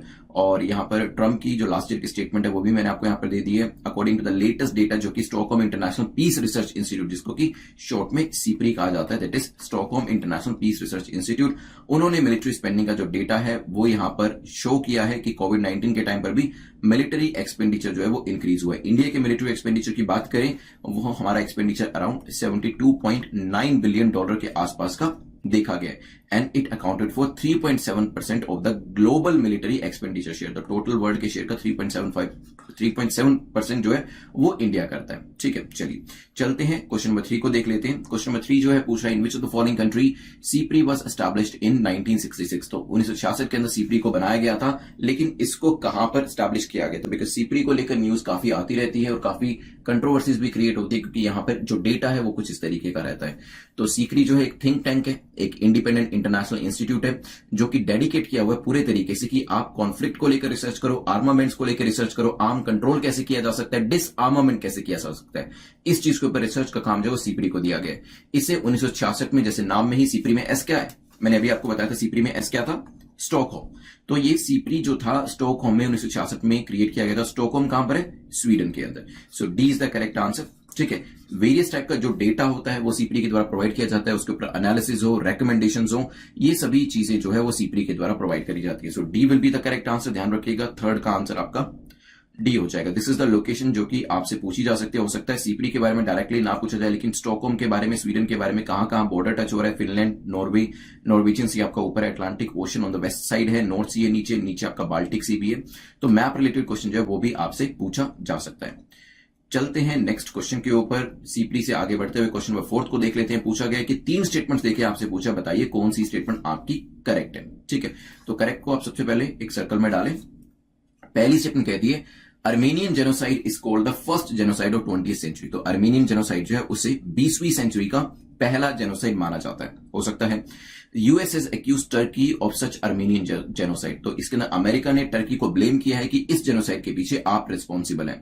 बोथ यूएस एंड टर्की जो है वो नेटो के मेंबर्स हैं। ये भी हो सकता है। देखिए, अर्मेनिया और अजरबैजान, आपको याद होगा अर्मेनिया एक तरफ था, अजरबैजान दूसरी तरफ था, और दोनों के बीच में किस रीजन को लेकर कॉन्फ्लिक्ट है? कोई बता सकते हैं मुझे कॉमेंट सेक्शन के अंदर? अभी बताइए कौन सा रीजन था। हमने काफी डिस्कस किया है इसको एमसीक्यूज के रूप में, 2 से 3 बार इसके ऊपर एमसीक्यूज बनाए गए हैं। चलिए कोई बात नहीं, मैं बता देता हूं। सो it was Nagorno Karabakh reason. ठीक है, नगोर्नो काराबाख रीजन जो था अजरबैजान और अर्मेनिया के बीच में एक पॉइंट ऑफ कॉन्फ्लिक्ट था। लेकिन अगर आपको याद हो तब भी हमने ये न्यूज डिस्कस करी थी। इस कॉन्फ्लिक्ट के अंदर टर्की ने सपोर्ट किया था। किसको? टर्की ने सपोर्ट किया है, बताइए, अजरबैजान को। ठीक है, and that is the region वैसे भी अर्मेनिया से उसकी बनती नहीं है। जेनोसाइड जो की बात करी गई है 20th सेंचुरी के अंदर पहला जेनोसाइड था, बिल्कुल ठीक है, और इसके अंदर यूएस ने टर्की को ब्लेम किया है, ये बात भी ठीक हो जाती है। टर्की और यूएस दोनों ही नेटो के मेंबर्स है, ये बात भी ठीक हो जाती है। ठीक है, तो आंसर क्या हो जाएगा? डी हो जाएगा। अभी यहां पर कुछ दिन पहले जो अर्मेनिया है और उसका डायस्पोरा, ये जेनोसाइड पूरी चीजें न्यूज में थी, और यहां पर पिछले 2-3 दिनों से इसके ऊपर आर्टिकल भी आ रहे थे। अर्मेनियन डायस्पोरा ने 24 अप्रैल को अर्मेनियन जेनोसाइड रिमेंबरेंस डे के तौर पे यहां पर ऑब्जर्व किया है। इसी वजह से ये न्यूज भी थी, और पिछले 1-2 दिनों से इंटरनेशनल रिलेशन के पर्सपेक्टिव से इसके ऊपर आर्टिकल्स भी आ रहे थे। टर्की जो है इसकी लोकेशन भी काफी इंपॉर्टेंट हो जाती है। यहाँ पे टर्की देखेंगे बॉर्डर अर्मेनिया से टच कर रहा है। दिस इज द रीजन जो आपका अजरबैजान वाला रीजन है, दिस इज द रीजन जो दोनों के बीच में है। Let me mark it more correctly. This is the region जो दोनों के बीच में, जो कि कॉन्फ्लिक्टेड नगोर्नो काराबाख रीजन है। नीचे आपका ईरान आपको दिखाई दे रहा होगा, मेडिटेरेनियन सी भी नीचे है, और ऊपर आपका ब्लैक सी है। ब्लैक सी से थोड़ा सा और ऊपर जाएंगे तो इसकी एक्सटेंशन में सी ऑफ अजोव जो है वो भी आपको दिख जाएगा। चलिए चलते हैं क्वेश्चन नंबर 5 को देख लेते हैं। यहां पर क्वेश्चन नंबर 5 जो है आरबीआई के डायरेक्टिव्स को लेकर है। पूछा गया आरबीआई के डायरेक्टिव्स को लेकर 2 स्टेटमेंट है, बताइए कौन सी स्टेटमेंट आपकी करेक्ट है, कौन सा कथन आपका सही है। The post of MD, CEO और WT can not be held by the same incumbent for more than 5 years। तो यहां पे एमडी सीईओ की जो पोस्ट है उसमें टाइम पीरियड जो है आरबीआई के डायरेक्टिव्स के हिसाब से लगाया गया है। इसमें कौन कौन है? एमडी है, आपके मैनेजिंग डायरेक्टर है, चीफ एंड एग्जीक्यूटिव ऑफिसर हैं, और साथ ही साथ आपके डब्ल्यूटीडी है, that is whole time director. वो जो पोस्ट है 5 साल तक के लिए होल्ड कर सकते हैं, not more than that. There should be a cooling period of 3 years। ये भी प्रोविजन रखा गया आरबीआई के डायरेक्टिव्स के अंदर। सोचिए, न्यूज थी अभी, आरबीआई के नए डायरेक्टिव्स आए हैं। लेट्स सी, आंसर को डिस्कस करेंगे फिर। तो आरबीआई जो है अभी प्राइवेट बैंक्स के ऊपर भी जो रेगुलेशंस है उसके कंसर्निंग जो वहां पर लूप होल्स है उनको भी दूर करने की कोशिश कर रही है, और प्राइवेट बैंक के कंसर्न में यहाँ पे एमडी, सीईओ और होल टाइम डायरेक्टर्स जो होते हैं उनको लेकर यहाँ पे एक टाइम पीरियड जो है सजेस्ट किया गया है। और आरबीआई ने कहा है कि जो प्राइवेट सेक्टर बैंक है वहां पर ये कार्यकाल जो टेन्योर है वो 15 ईयर्स होगा और मैक्सिमम एज 70 ईयर्स होगी फॉर सच फंक्शनरीज। कौन कौन से फंक्शनरीज हैं? MD, CEO, WTD. So it is not 5 years, it is 15 years और 70 ईयर्स। ठीक है, बिफोर 70 ईयर्स। मैक्सिमम एज कितनी होगी? 70 ईयर्स की। ठीक है, कार्यकाल टेन्योर मैक्सिमम कितना हो गया? 15 साल का। तो पहली स्टेटमेंट इनकरेक्ट हो जाती है क्योंकि यहाँ पे 5 साल दिया था। यूजुअली क्या होता है, गवर्नमेंट सेक्टर के अंदर 5-5 साल के टेन्योर होते हैं, इसी वजह से कंफ्यूजन हो सकता है। कूलिंग पीरियड दिया गया तो yes, it added that during this 3 year cooling period इसके अंदर दिया गया है, इंडिविजुअल जो है that shall not be appointed और एसोसिएटेड विद द बैंक और its group entities in any capacity. 3 साल का कूलिंग पीरियड दिया है यहाँ पे। अगर एमडी, सीईओ, डब्ल्यूटीडी 70 ईयर्स के हो गए, 15 साल उनके कार्यकाल को पूरे हो गए हैं, तो उसके बाद 3 साल तक वो कोई और पोस्ट को हेल्ड नहीं कर सकते हैं कंसर्निंग टू द बैंक। ठीक है, तो ये चीज ध्यान रखिएगा। सेकंड स्टेटमेंट आपकी ठीक हो जाती है। आंसर क्या हो जाएगा? B will be the correct answer. RBI कोशिश कर रहा है कि एनपीएस को कम किया जाए, एट द सेम टाइम जिन चीजों की वजह से एनपीए होते हैं, क्योंकि कौन एमडी है, कौन सीईओ है, कौन होल टाइम डायरेक्टर्स है, वही लोगों का काफी टेक रहता है और काफी से रहता है कि पैसा किसको देना है, किसको नहीं देना है। तो वहां पर भी लूप होल्स को दूर करने की कोशिश करी जा रही है ताकि एक फेयर मैनर के अंदर बैंक को चलाया जा सके। So answer is B. चलते हैं क्वेश्चन नंबर 6 के ऊपर। रिवीजन की जो सीरीज है 50 days 7 weeks 7 subjects along with current affairs, आप यहां पर एक क्रैश कोर्स के तौर पे मिनिमम पॉसिबल टाइम के अंदर कंप्लीट कर सकते हैं। इसका जो पूरा डॉक्यूमेंट है जिसके अंदर डे वाइज आप क्या क्या चीजें कवर करने वाले हैं 50 डेज के अंदर, वो भी आपका ऑनलाइन अवेलेबल है, उसको चेकआउट कर लीजिएगा और exam.network.com पर जाकर इसके अंदर आप एनरोल कर सकते हैं। चलिए, नेक्स्ट टॉपिक आपका है क्वेश्चन नंबर 6 को लेके, ignited mind project is an initiative of. तो आईएमपी जो है किसका इनिशिएटिव है? नीति आयोग का है, आर्मी का है, नेवी का है, एयरफोर्स का है? जल्दी से बताएं क्या आंसर होगा। इग्नाइटेड माइंड प्रोजेक्ट जो है लद्दाख के अंदर वहां के स्टूडेंट्स के लिए एक एजुकेशनल अपॉर्चुनिटीज को या कहें कि बेटर एजुकेशनल अपॉर्चुनिटीज प्रोवाइड करने के लिए एक यूनिक प्रोग्राम जो वो लेकर आया गया है, जिसका नाम रखा गया है इग्नाइटेड माइंड प्रोजेक्ट। ठीक है, और इसके अंदर लद्दाख के इग्नाइटेड माइंड जो है एक centre of excellence in wellness बनाने की भी बात करी गई है, and it is the initiative of Indian Army. B यहां पर आपका करेक्ट आंसर हो जाता है। चलते हैं यहां पर क्वेश्चन नंबर 6 से आगे बढ़ते हुए क्वेश्चन नंबर 7 को देख लेते हैं। यहां पर हमने क्या चीजें देखनी है। क्वेश्चन नंबर 7 बात करता है कोविड-19 को लेकर। विच of the following is indigenously developed oxygen enrichment technology which may be effective for treating covid patients. तो यहां पे एक indigenously developed oxygen enrichment technology कौन लेकर आए? सीएसआईआर, इसरो, डीआरडीओ या फिर एआईसीटीई? जल्दी से बताएं क्या आंसर होगा, फिर करते हैं डिस्कशन। चलिए, तो सीएसआईआर समेरी, यहां पे दुर्गापुर हैज इंडिजिनियसली डेवलप्ड एक ऑक्सीजन एनरिचमेंट टेक्नोलॉजी जो है वो यहां पर डिवाइस करी गई है ताकि कोविड-19 पेशेंट्स का इलाज सही तरीके से हो सके। तो यहां पे आपका करेक्ट आंसर हो जाएगा सीएसआईआर। सीएसआईआर समेरी किसके अंडर आता है वो आप मुझे कमेंट सेक्शन में बताइएगा। अभी जो ऑक्सीजन एनरिचमेंट टेक्नोलॉजी है इसको वेरियस जो आपके लैब्स हैं या फिर जो हॉस्पिटल्स हैं वहां पर भी ट्रांसफर किया जाएगा और कोशिश करी जाएगी ऑक्सीजन को रिमोटेस्ट ऑफ द प्लेसेस में भी प्रोवाइड करने की, जहां पर इस तरीके से इलाज जो है वो नहीं किया जा सकता, जिसकी वजह से जो कोविड-19 पेशेंट्स है उनकी जान चली जाती है। So this oxygen enrichment technology जो है सीएसआईआर समेरी लेके आया, लेकिन कौन सी मिनिस्ट्री के अंदर आता है या कौन से डिपार्टमेंट के अंदर आता है सीएसआईआर समेरी, वो मुझे आप बताइएगा। Here the answer will B A will be the correct answer. चलते हैं क्वेश्चन नंबर 8 पे डिस्कशन करते हैं, जो कि आपका हर्ड इम्यूनिटी कोविड-19 को लेकर ही है। पूछा गया हर्ड इम्यूनिटी को लेकर बताएं कौन सी स्टेटमेंट आपकी करेक्ट है, कौन सा कथन आपका सही है। It is also known as population immunity, इसे पॉपुलेशन इम्यूनिटी भी कहा जाता है। हर्ड इम्यूनिटी का मतलब है unvaccinated are themselves immune. Herd immunity का मतलब होता है जो अनवैक्सीनेटेड है वो अपने आप ही इसके थ्रू इम्यून हो जाते हैं। बताइए क्या आंसर होगा, फिर करते हैं डिस्कशन। चलिए, पहले तो पहली स्टेटमेंट देख लेते हैं। क्या इसे पॉपुलेशन इम्यूनिटी कहा जाता है? तो यस, हर्ड इम्यूनिटी को पॉपुलेशन इम्यूनिटी कहा जाता है। और इसमें होता क्या है, देखिए, किसी भी पॉपुलेशन के अंदर अगर हर्ड मतलब भीड़ ने एक इम्यूनिटी डेवलप कर ली है किसी भी वायरस के अगेंस्ट में, तो चांसेस ऐसे होते हैं कि जिन लोगों को वैक्सीनेशन नहीं भी किया क्या वो भी कहीं ना कहीं उससे बच जाएंगे। क्योंकि होता क्या है, देखिए, जब यहां पे देखिए नो इम्यूनिटी, जब एक भीड़ के अंदर लोगों में इम्यूनिटी है ही नहीं तो वायरस जो है वो जल्दी जल्दी काफी सारे लोगों में स्प्रेड करेगा, ठीक है। तो यहाँ पे काफी सारे लोगों को यहाँ पे कोविड होने के चांसेस बढ़ जाएंगे और कोविड हो भी जाएगा। सम इम्यूनिटी में क्या होता है, जो भीड़ है, भीड़ में कुछ लोगों को कोविड होगा, कुछ लोगों के पास इम्यूनिटी है तो उनको नहीं होगा।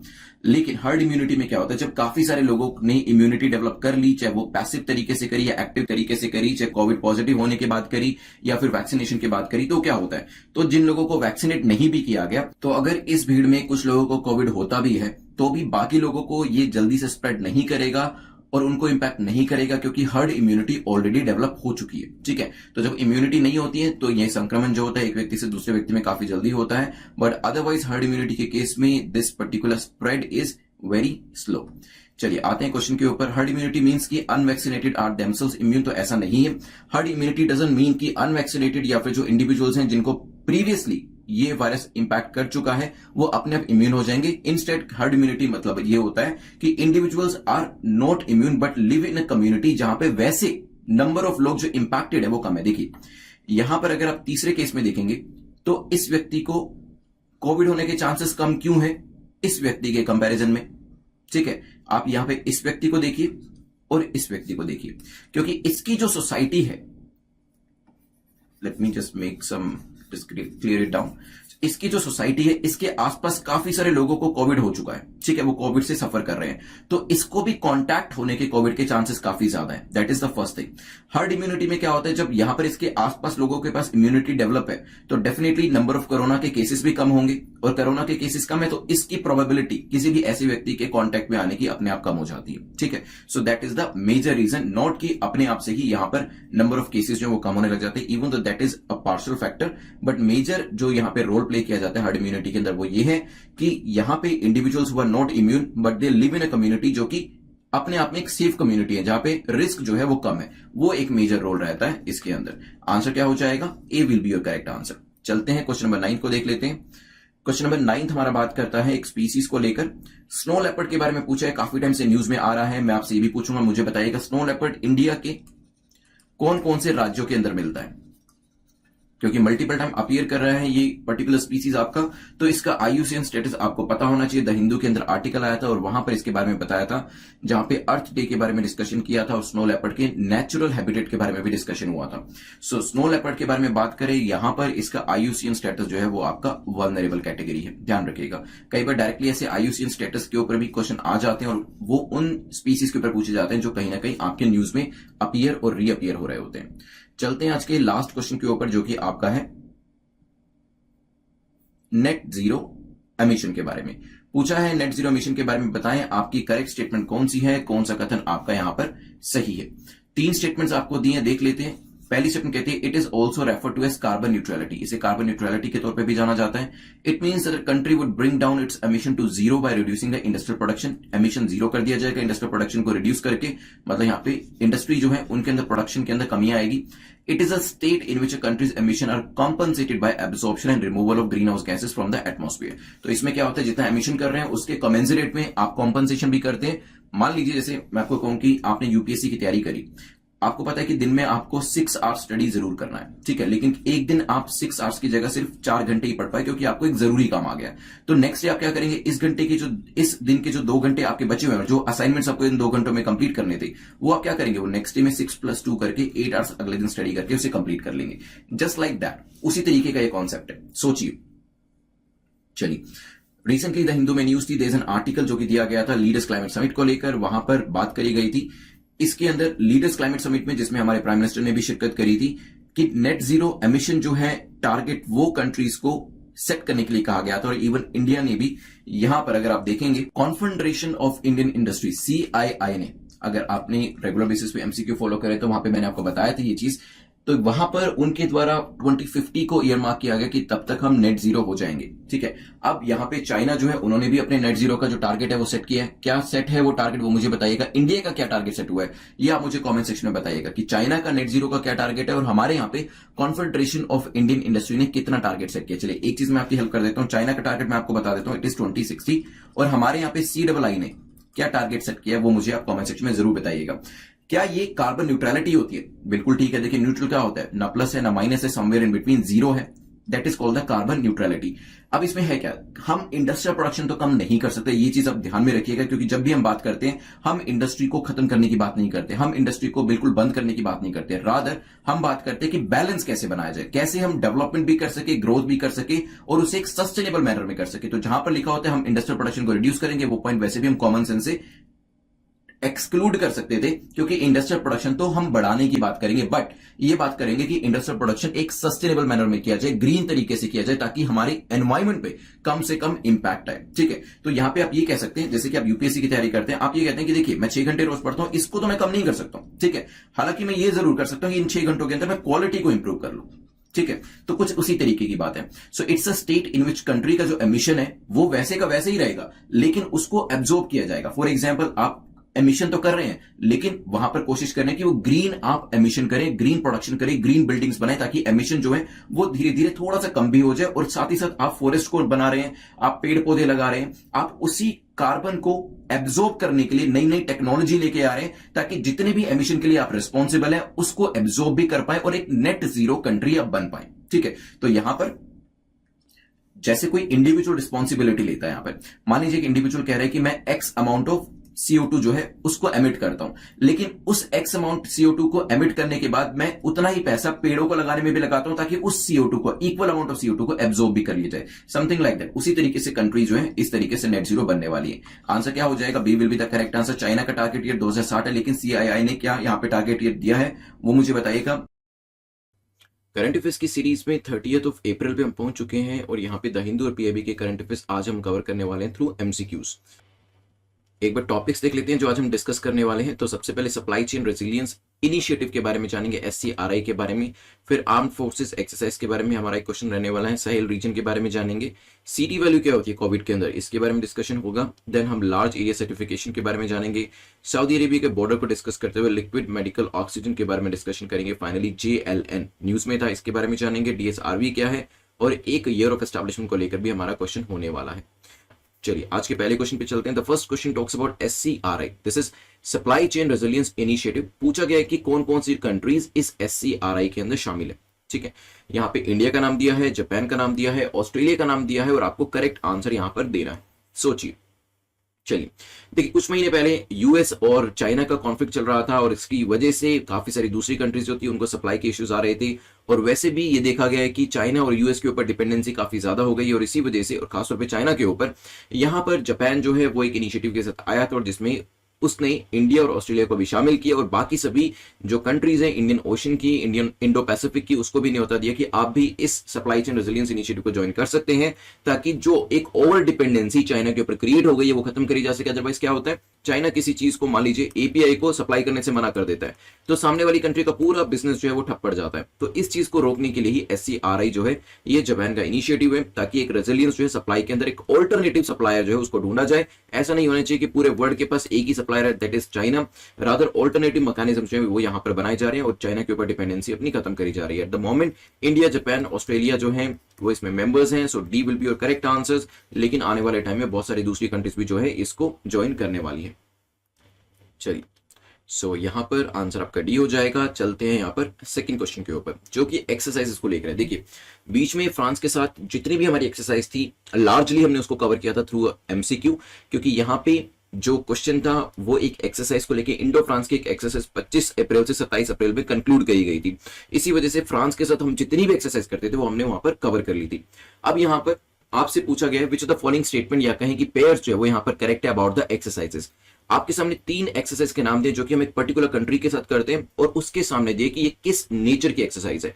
कौन कौन एक्सरसाइज, क्या ये एयरफोर्स की एक्सरसाइज है, इंद्रधनुष एक्सरसाइज एक नेवी की एक्सरसाइज है, अजय वॉरियर क्या ये और आर्मी की एक्सरसाइज है, बताइए, और फिर इसके बारे में डिस्कशन करते हैं।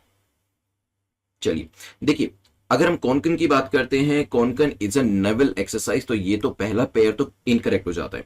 इंद्रधनुष की बात करें, इंद्रधनुष कहां होता है, आकाश के अंदर होता है, तो इट्स एन एयरफोर्स की एक्सरसाइज है। इस तरीके से आप याद रखिएगा, ठीक है। आर्मी, अजय वॉरियर, ये आपका करेक्टली मैच होता है, तो पहले 2 मैच नहीं हो रहे, तीसरा मैच हो रहा है, तो आंसर तो हो जाएगा only C. Now I just want to know from your side, comment section में आप बताइएगा कि ये जो तीनों एक्सरसाइज मैंने पिक करी हैं, जो कि न्यूज में भी दे रखी थी एक पर्टिकुलर कंट्री को लेकर, उसका नाम मुझे बताइएगा, कमेंट सेक्शन के अंदर बताइएगा। ये तीनों एक्सरसाइज इंडिया जो कंडक्ट करता है वो किसके साथ करता है, ये मुझे आप कमेंट सेक्शन में जरूर बताइएगा। चलिए, here C will be the answer. Question number 3 को देख लेते हैं, जो कि साहेल रीजन के बारे में है। साहेल रीजन को लेकर पूछा है कि बताएं कौन सी स्टेटमेंट आपकी करेक्ट है। बेसिकली पूछा है कि कौन कौन सी कंट्री इस रीजन के अंदर आती है। क्या माली साहेल रीजन का पार्ट है? What about Burkina Faso, niger या फिर सूडान? सोचिए। चलिए देखिए, साहेल रीजन में अभी आपको मैप के ऊपर दिखाने वाला हूं। ये बेसिकली आपका एक इको क्लाइमेटिक बायोजियोग्राफिक रीजन है, जिसके नॉर्दर्न साइड में सहारा आता है और सदर्न साइड में इसके सुडानियन सवाना आता है। इसके अंदर अगर कंट्रीज की बात करें तो सेनेगल से लेके मॉरिटेनिया, माली, बुर्किना फासो, अल्जीरिया, नाइजीरिया, इनके कुछ कुछ पार्ट्स जो है इसके अंदर इंक्लूडेड है। ठीक है, एक बार हम इसको मैप के ऊपर भी देख लेंगे। लेकिन अगर कंट्रीज की बात करें, इवन तो पूरी तरीके से अगर कंट्रीज के अंदर नहीं भी आती, लेकिन some part of the countries included in Sahel region. So Mali बिल्कुल ठीक है, बुर्किना फासो भी ठीक है, नाइजर भी ठीक है और आपका सूडान भी ठीक है। तो आंसर क्या हो जाएगा? D will be the correct answer. इसके अलावा एक्सट्रीम साउथ में जाएंगे अल्जीरिया, नाइजर, साथ ही साथ इसमें Cameroon, Central African Republic, Central Chad, ये सब कंट्रीज भी इसके अंदर शामिल है। Answer will be D.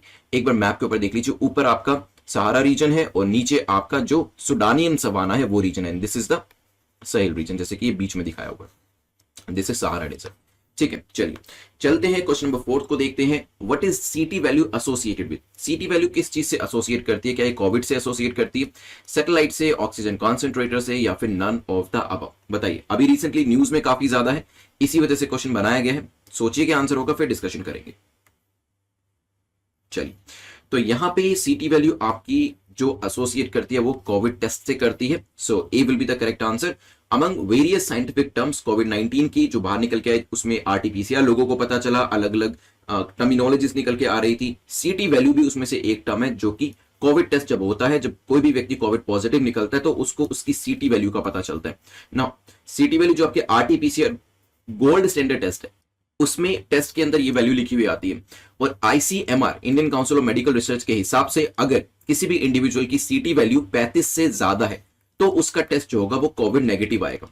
ठीक है, हालांकि ये 35 नंबर जो है अलग अलग जगह पे अलग अलग हो सकते हैं, लेकिन आईसीएमआर ने ये नंबर 35 बताया। ठीक है, अगर ये नंबर 35 से कम है तो पता चलता है कि उस व्यक्ति को कोविड है, मतलब वो कोविड पॉजिटिव है। और जितनी वैल्यू कम होती जाएगी उतना वायरल लोड इसके अंदर बढ़ता जाएगा। फॉर एग्जाम्पल समझाने की कोशिश करता हूं आपको, तो अगर यहां पे कोविड में सीटी वैल्यू 35 से ज्यादा है तो वो कोविड नेगेटिव हो जाएगा। ठीक है, और अगर ये सीटी वैल्यू मान लीजिए कि 30 है तो यहां पे वायरल लोड जो है वो उतना ज्यादा नहीं माना जाएगा। ठीक है, क्योंकि देखिए 35 पे नेगेटिव है, थोड़ा सा कम हुआ तो वायरल लोड जो है आना शुरू हो गया, लेकिन उतना ज्यादा नहीं है। वही सीटी वैल्यू अगर गिर के 25 हो जाती है तो वायरल लोड थोड़ा सा बढ़ जाता है। वही सीटी वैल्यू गिर के अगर 20 हो जाती है तो वायरल लोड और भी ज्यादा हो जाता है।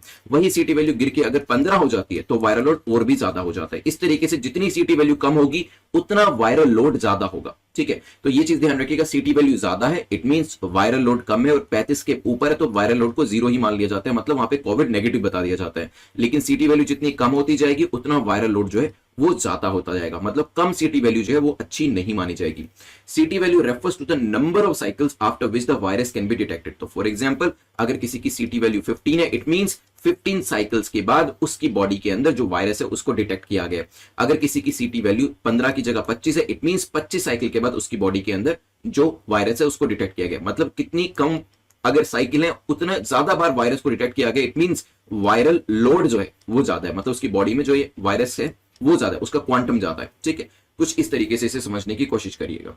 एग्जाम के अंदर सीटी वैल्यू के ऊपर क्वेश्चन पूछा जा सकता है, बिकॉज साइंस, टेक्नोलॉजी, बायोलॉजी वाले सेक्शन से आपसे क्वेश्चन पूछे जाते हैं। So this could be there in your examination. तो ध्यान रखिएगा, सीटी वैल्यू का वायरल लोड से इनवर्स रिलेशनशिप है, साथ ही साथ 35 का जो नंबर है वो यहाँ पे आईसीएमआर ने डिसाइड किए। ठीक है, चलिए तो यहाँ पे आंसर आपका ए हो जाएगा। चलते हैं हम नेक्स्ट क्वेश्चन नंबर 5 के ऊपर। So what CT value corresponds to a negative COVID report. A CT value below the number 35 means a person is COVID positive, whereas a CT value 35 and above qualifies as negative report. इस CT score same है CT value, CT score अलग है, CT value अलग है। CT score का इस्तेमाल, CT score कहां मिलता है? CT स्कोर ऑब्टेन किया जाता है जब चेस्ट स्कैन कराया जाता है कोविड पेशेंट का। ठीक है, तो चेस्ट स्कैन के अंदर क्या मिलता है आपको? CT स्कोर मिलता है, लेकिन जब कोविड का टेस्ट होता है वहां पे आपको CT वैल्यू मिलती है। ठीक है, और दोनों का मीनिंग भी अलग है, क्योंकि जो सीटी स्कोर आपका है जो चेस्ट के केस में मिलता है, जितना ज्यादा नंबर होता है उससे पता चलता है कि सिवियरिटी उतनी ज्यादा है, लेकिन सीटी वैल्यू के अंदर ये रिलेशनशिप बिल्कुल अपोजिट होता है। ज्यादा नंबर मींस आप बेटर कंडीशन में है, कम नंबर मतलब आप बेटर कंडीशन में नहीं है। लेकिन सीटी स्कोर में क्या है, यहां पढ़िए देखिए नीचे आके, so in a chest scan higher the CT score higher is the severity of infection. तो सीटी स्कोर के अंदर क्या है, नंबर ज्यादा है, इट मींस इन्फेक्शन ज्यादा है, लेकिन सीटी वैल्यू में जितना नंबर कम है उतना इन्फेक्शन ज्यादा है। ठीक है, तो ये एक बेसिक डिफरेंस आपको पता होना चाहिए। चलते हैं नेक्स्ट क्वेश्चन, क्वेश्चन नंबर 5 के ऊपर। क्वेश्चन नंबर 5 जो है लार्ज एरिया सर्टिफिकेशन प्रोग्राम को लेकर है। दो स्टेटमेंट्स आपको एलएसी के बारे में दिए, पूछा गया बताएं कौन सी स्टेटमेंट आपकी करेक्ट है। पहली स्टेटमेंट कहती है इसे डिपार्टमेंट ऑफ एग्रीकल्चर के द्वारा लॉन्च किया गया है। सेकंड स्टेटमेंट कहती है LAC is a quick certification process that is cost effective. बताइए क्या आंसर होगा, फिर करते हैं डिस्कशन इसको लेकर। चलिए, अभी रिसेंटली यूनियन टेरिटरी जो हमारी अंडमान निकोबार आइलैंड है, वो अपने आप में पहला लार्ज कॉन्टिजियस टेरिटरी बन गया है that will be conferred with organic certification. तो लार्ज एरिया सर्टिफिकेशन स्कीम के अंतर्गत, इस स्कीम के अंतर्गत ये जो 14,491 हेक्टेयर लैंड है हमारी यूटी लैंड आपके अंडमान निकोबार के अंदर, उसको ऑर्गेनिक सर्टिफिकेशन देने का काम किया जा रहा है। Department of agriculture corporation and farmers welfare is working to identify traditional organic area, जिसके अंदर अंडमान और निकोबार के अंदर इतने एरिया को आइडेंटिफाई किया गया और सर्टिफाई किया गया। तो क्या ये लॉन्च डिपार्टमेंट ऑफ एग्रीकल्चर के द्वारा किया गया, तो पहली स्टेटमेंट ठीक हो जाती है। और ये क्विक सर्टिफिकेशन प्रोसेस है जो कि काफी कॉस्ट इफेक्टिव है, ये भी आपका आंसर ठीक हो जाता है। तो आंसर यहां पे हो जाएगा सी। आप मुझे ये बताइएगा कि भारत के अंदर ऐसा कौन सा राज्य है जिसको पूरी तरीके से ऑर्गेनिक स्टेट का दर्जा दिया जा चुका है, वो आप मुझे कॉमेंट सेक्शन के अंदर जरूर बताइएगा। So here the answer will be C. चलते हैं नेक्स्ट क्वेश्चन, क्वेश्चन नंबर 6 के ऊपर। और क्वेश्चन नंबर 6 पे जाने से पहले आपके पास क्रैश कोर्स जो है वो अवेलेबल है। 100 डेज की सीरीज आपके पास अवेलेबल है और 200 डेज की सीरीज अवेलेबल है। Now 100 days series is for the prelims examination, whether it is for 2021, 2022 या फिर आगे आप किसी भी एग्जाम की तैयारी कर रहे हैं। और जो आपका 200 डेज का प्रोग्राम है, it is for prelims as well as mains, क्योंकि इसमें आपको वैल्यू एडिड मटेरियल मिलता है और साथ ही साथ आंसर राइटिंग का जो मॉड्यूल है वो भी इसके अंदर ऐड किया गया। So as per your convenience, जो भी आप कोर्स सब्सक्राइब करना चाहते हैं exam.netmock.com पे जा सकते हैं। अभी काफी इसके ऊपर जो प्राइस है उसको स्लैश डाउन भी किया गया सो that you could easily enrol.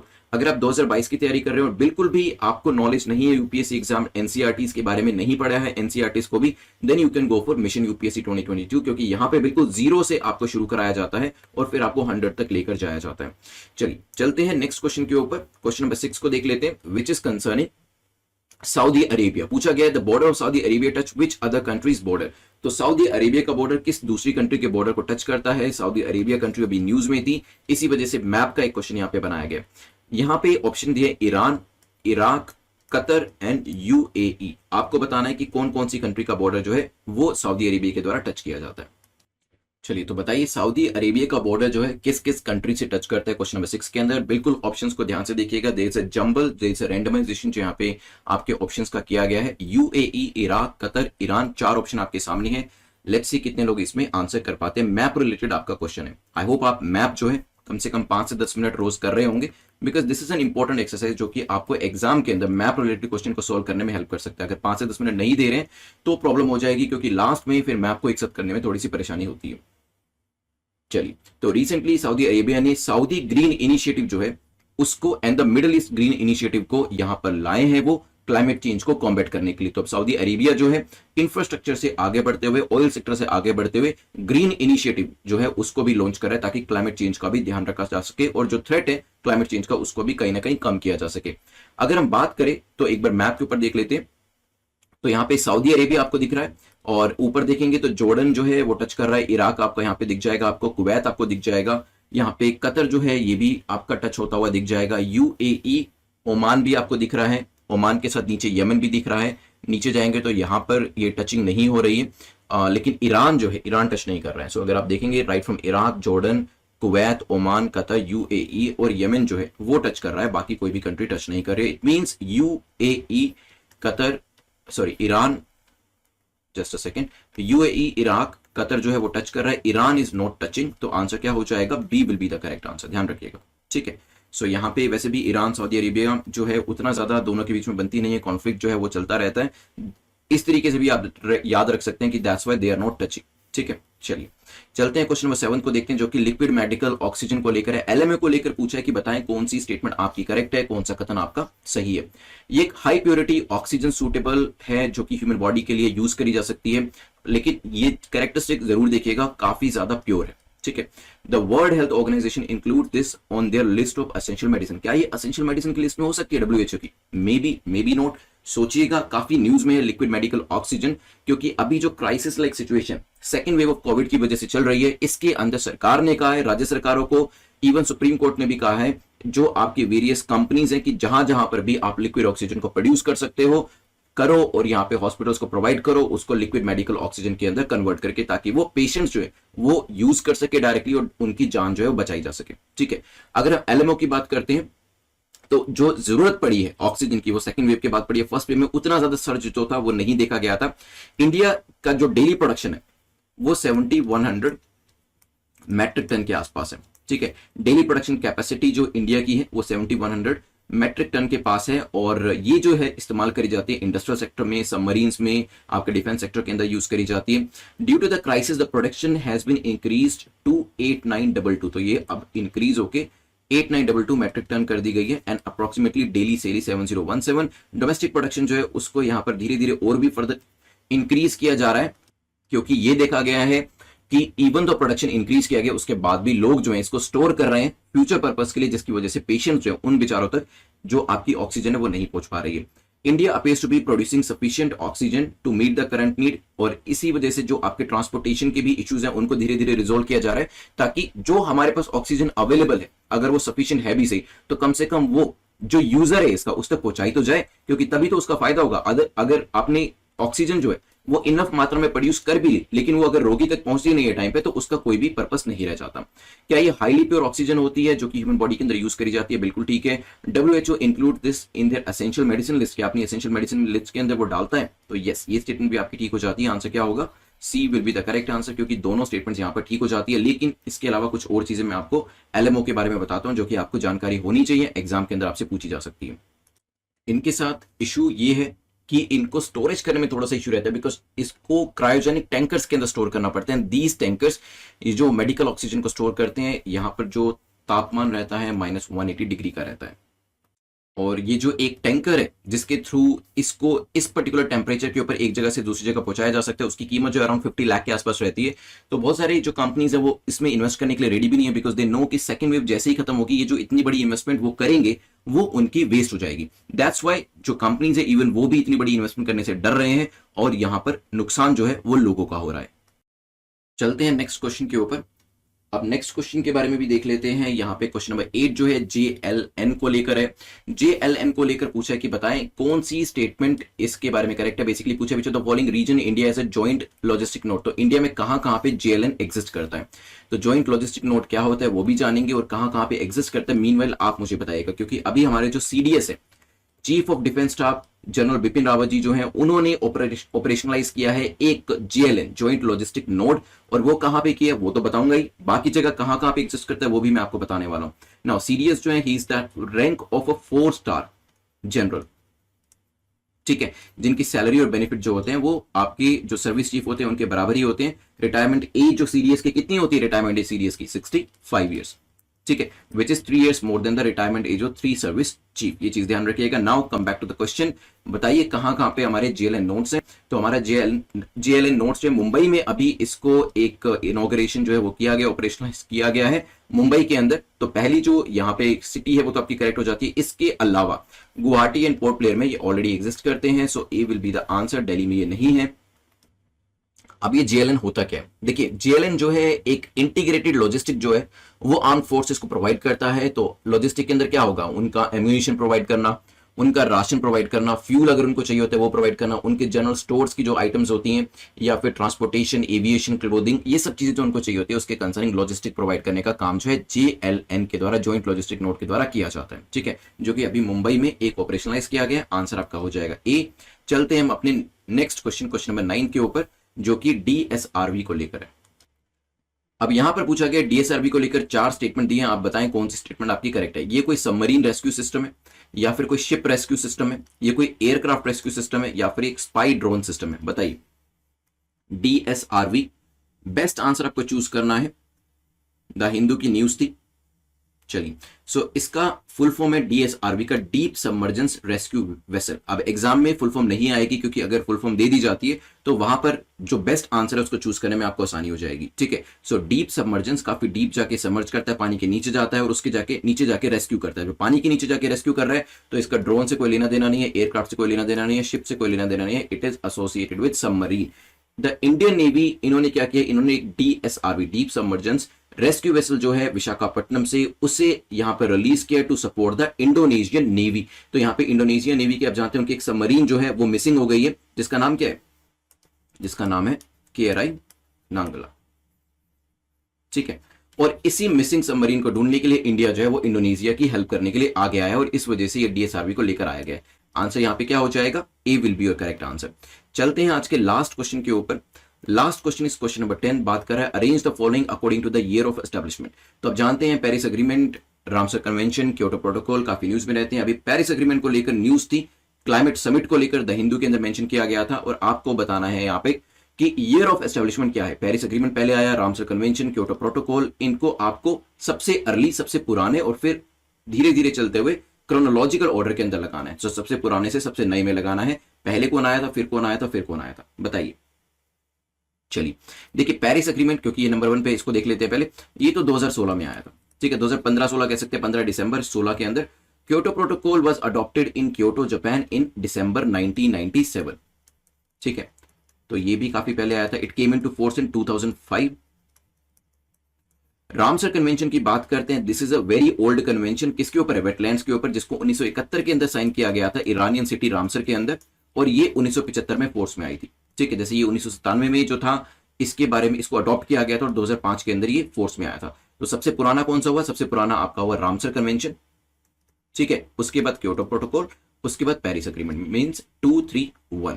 अब 231 कहां दिया है, डी में दिया है, so that will be your correct answer, ठीक है। तो इस तरीके की चीजें कई बार पूछ ली जाती हैं। They won't, sometimes they won't ask about the content और the context of an agreement और द कन्वेंशन।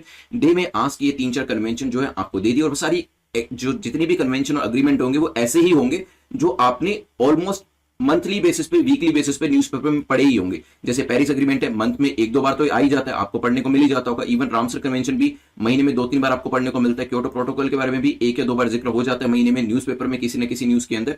तो ये सारे हमने पढ़े तो होते हैं, लेकिन वहां पर फिर फिगर आउट करना मुश्किल हो जाता है कि पहले रामसर कन्वेंशन आया था, क्योटो प्रोटोकॉल, क्योंकि जब इनका ईयर इनके साथ दिया होता है तो हम उतना ध्यान नहीं देते हैं, क्योंकि यूपीएससी के अंदर यूजुअली स्पेसिफिक ईयर्स नहीं पूछे जाते। ऐसा कभी भी क्वेश्चन आपको अभी देखने को नहीं मिलेगा, जैसे आज से 10 साल पहले पूछा जाता था, इवन 15-20 साल पहले पूछा जाता था कि बताएं पेरिस एग्रीमेंट कब साइन किया गया, 2014, 2015, 2016, 2017। इस तरीके से नहीं आएगा, ठीक है। ये पीसीएस और आपके ईपीएफओ दूसरे एग्जाम जो होंगे वो इस तरीके के क्वेश्चन जो है पूछेंगे, और आपको उसकी तैयारी भी फिर उसी तरीके से करनी है। लेकिन यूपीएससी का स्टाइल थोड़ा सा अलग है। वो किस तरीके से क्वेश्चन पूछते हैं, ऐसे 3 एग्रीमेंट देके, भाई आप रट्टा मत मारो, बेशक से आप ये मत बताओ कि 1955 था या 56 था, दिसंबर था या जनवरी था, ये हमें मत बताओ, लेकिन कम से कम ये बता दो कि पहले कौन सा आया था और बाद में कौन सा आया था, क्योंकि ये कम से कम वो आपसे एक्सपेक्ट करते हैं। So they don't want you to cram all the facts. वो ये नहीं जानना चाहते हैं कि रामसर कन्वेंशन में दिसंबर था या नवंबर था, 1997 था या 98 था, लेकिन कम से कम आपको इतनी जानकारी जरूरी होनी चाहिए कि पहले रामसर आया था, उसके बाद क्योटो आया था, और उसके बाद फिर पेरिस आया था, राइट। चलिए, तो यहाँ पे आंसर आपका डी हो जाएगा। आई होप मैंने यहाँ पर आपको ये 10 क्वेश्चन जो हैं इसकी अच्छे से नॉलेज दे दी होगी। चलिए, तो यहाँ पे प्रीलिम्स का क्वेश्चन जो आपको कमेंट सेक्शन में आंसर करना है, सीटी value is more, is it good. अगर सीटी वैल्यू ज्यादा होती है तो क्या ये अच्छी बात है या बुरी बात है, और आईसीएमआर के हिसाब से क्या नंबर सेट किया गया था वो भी अगर आपको याद है तो प्लीज कमेंट सेक्शन में जरूर बताइएगा। नेक्स्ट टाइम में जो विनर होंगे उनको फ्री पीडीएफ जो वो भी दी जाएगी, और उनका जो नाम है वो भी अनाउंस किया जाएगा in the very same video. There are various courses जिसको आप सब्सक्राइब कर सकते हैं, एनरोल कर सकते हैं। There are crash courses, there are full fledge courses also. तो अपनी कन्वीनियंस और अपनी नीड के हिसाब से आप वेरियस कोर्सेज के अंदर exam.netmoc.com के ऊपर जाकर इन कोर्सेज के अंदर एनरोल करा लीजिएगा। जो ये वीडियो की पीडीएफ है वो आपको टेलीग्राम पे मिल जाएगी कल रात को 10 बजे, जिसका लिंक, टेलीग्राम के ग्रुप का लिंक नीचे डिस्क्रिप्शन में दिया गया है। आपका कोई भी डाउट होता है तो आप @prince_luthra पे मुझसे पूछ लीजिएगा। कहां पर, टेलीग्राम के ऊपर। बाकी कोई भी आपका डाउट हो यहीं पे पोस्ट कर दीजिएगा। Video if you really liked it, और कहीं ना कहीं अगर इस वीडियो ने आपकी हेल्प करी है किसी भी तरीके से, नॉलेज के तरीके से या मोटिवेशन के तरीके से, so please do like the video ताकि बाकी स्टूडेंट्स तक भी ये वीडियो पहुंच पाए। Thank you once again, have a nice day, take care, stay safe.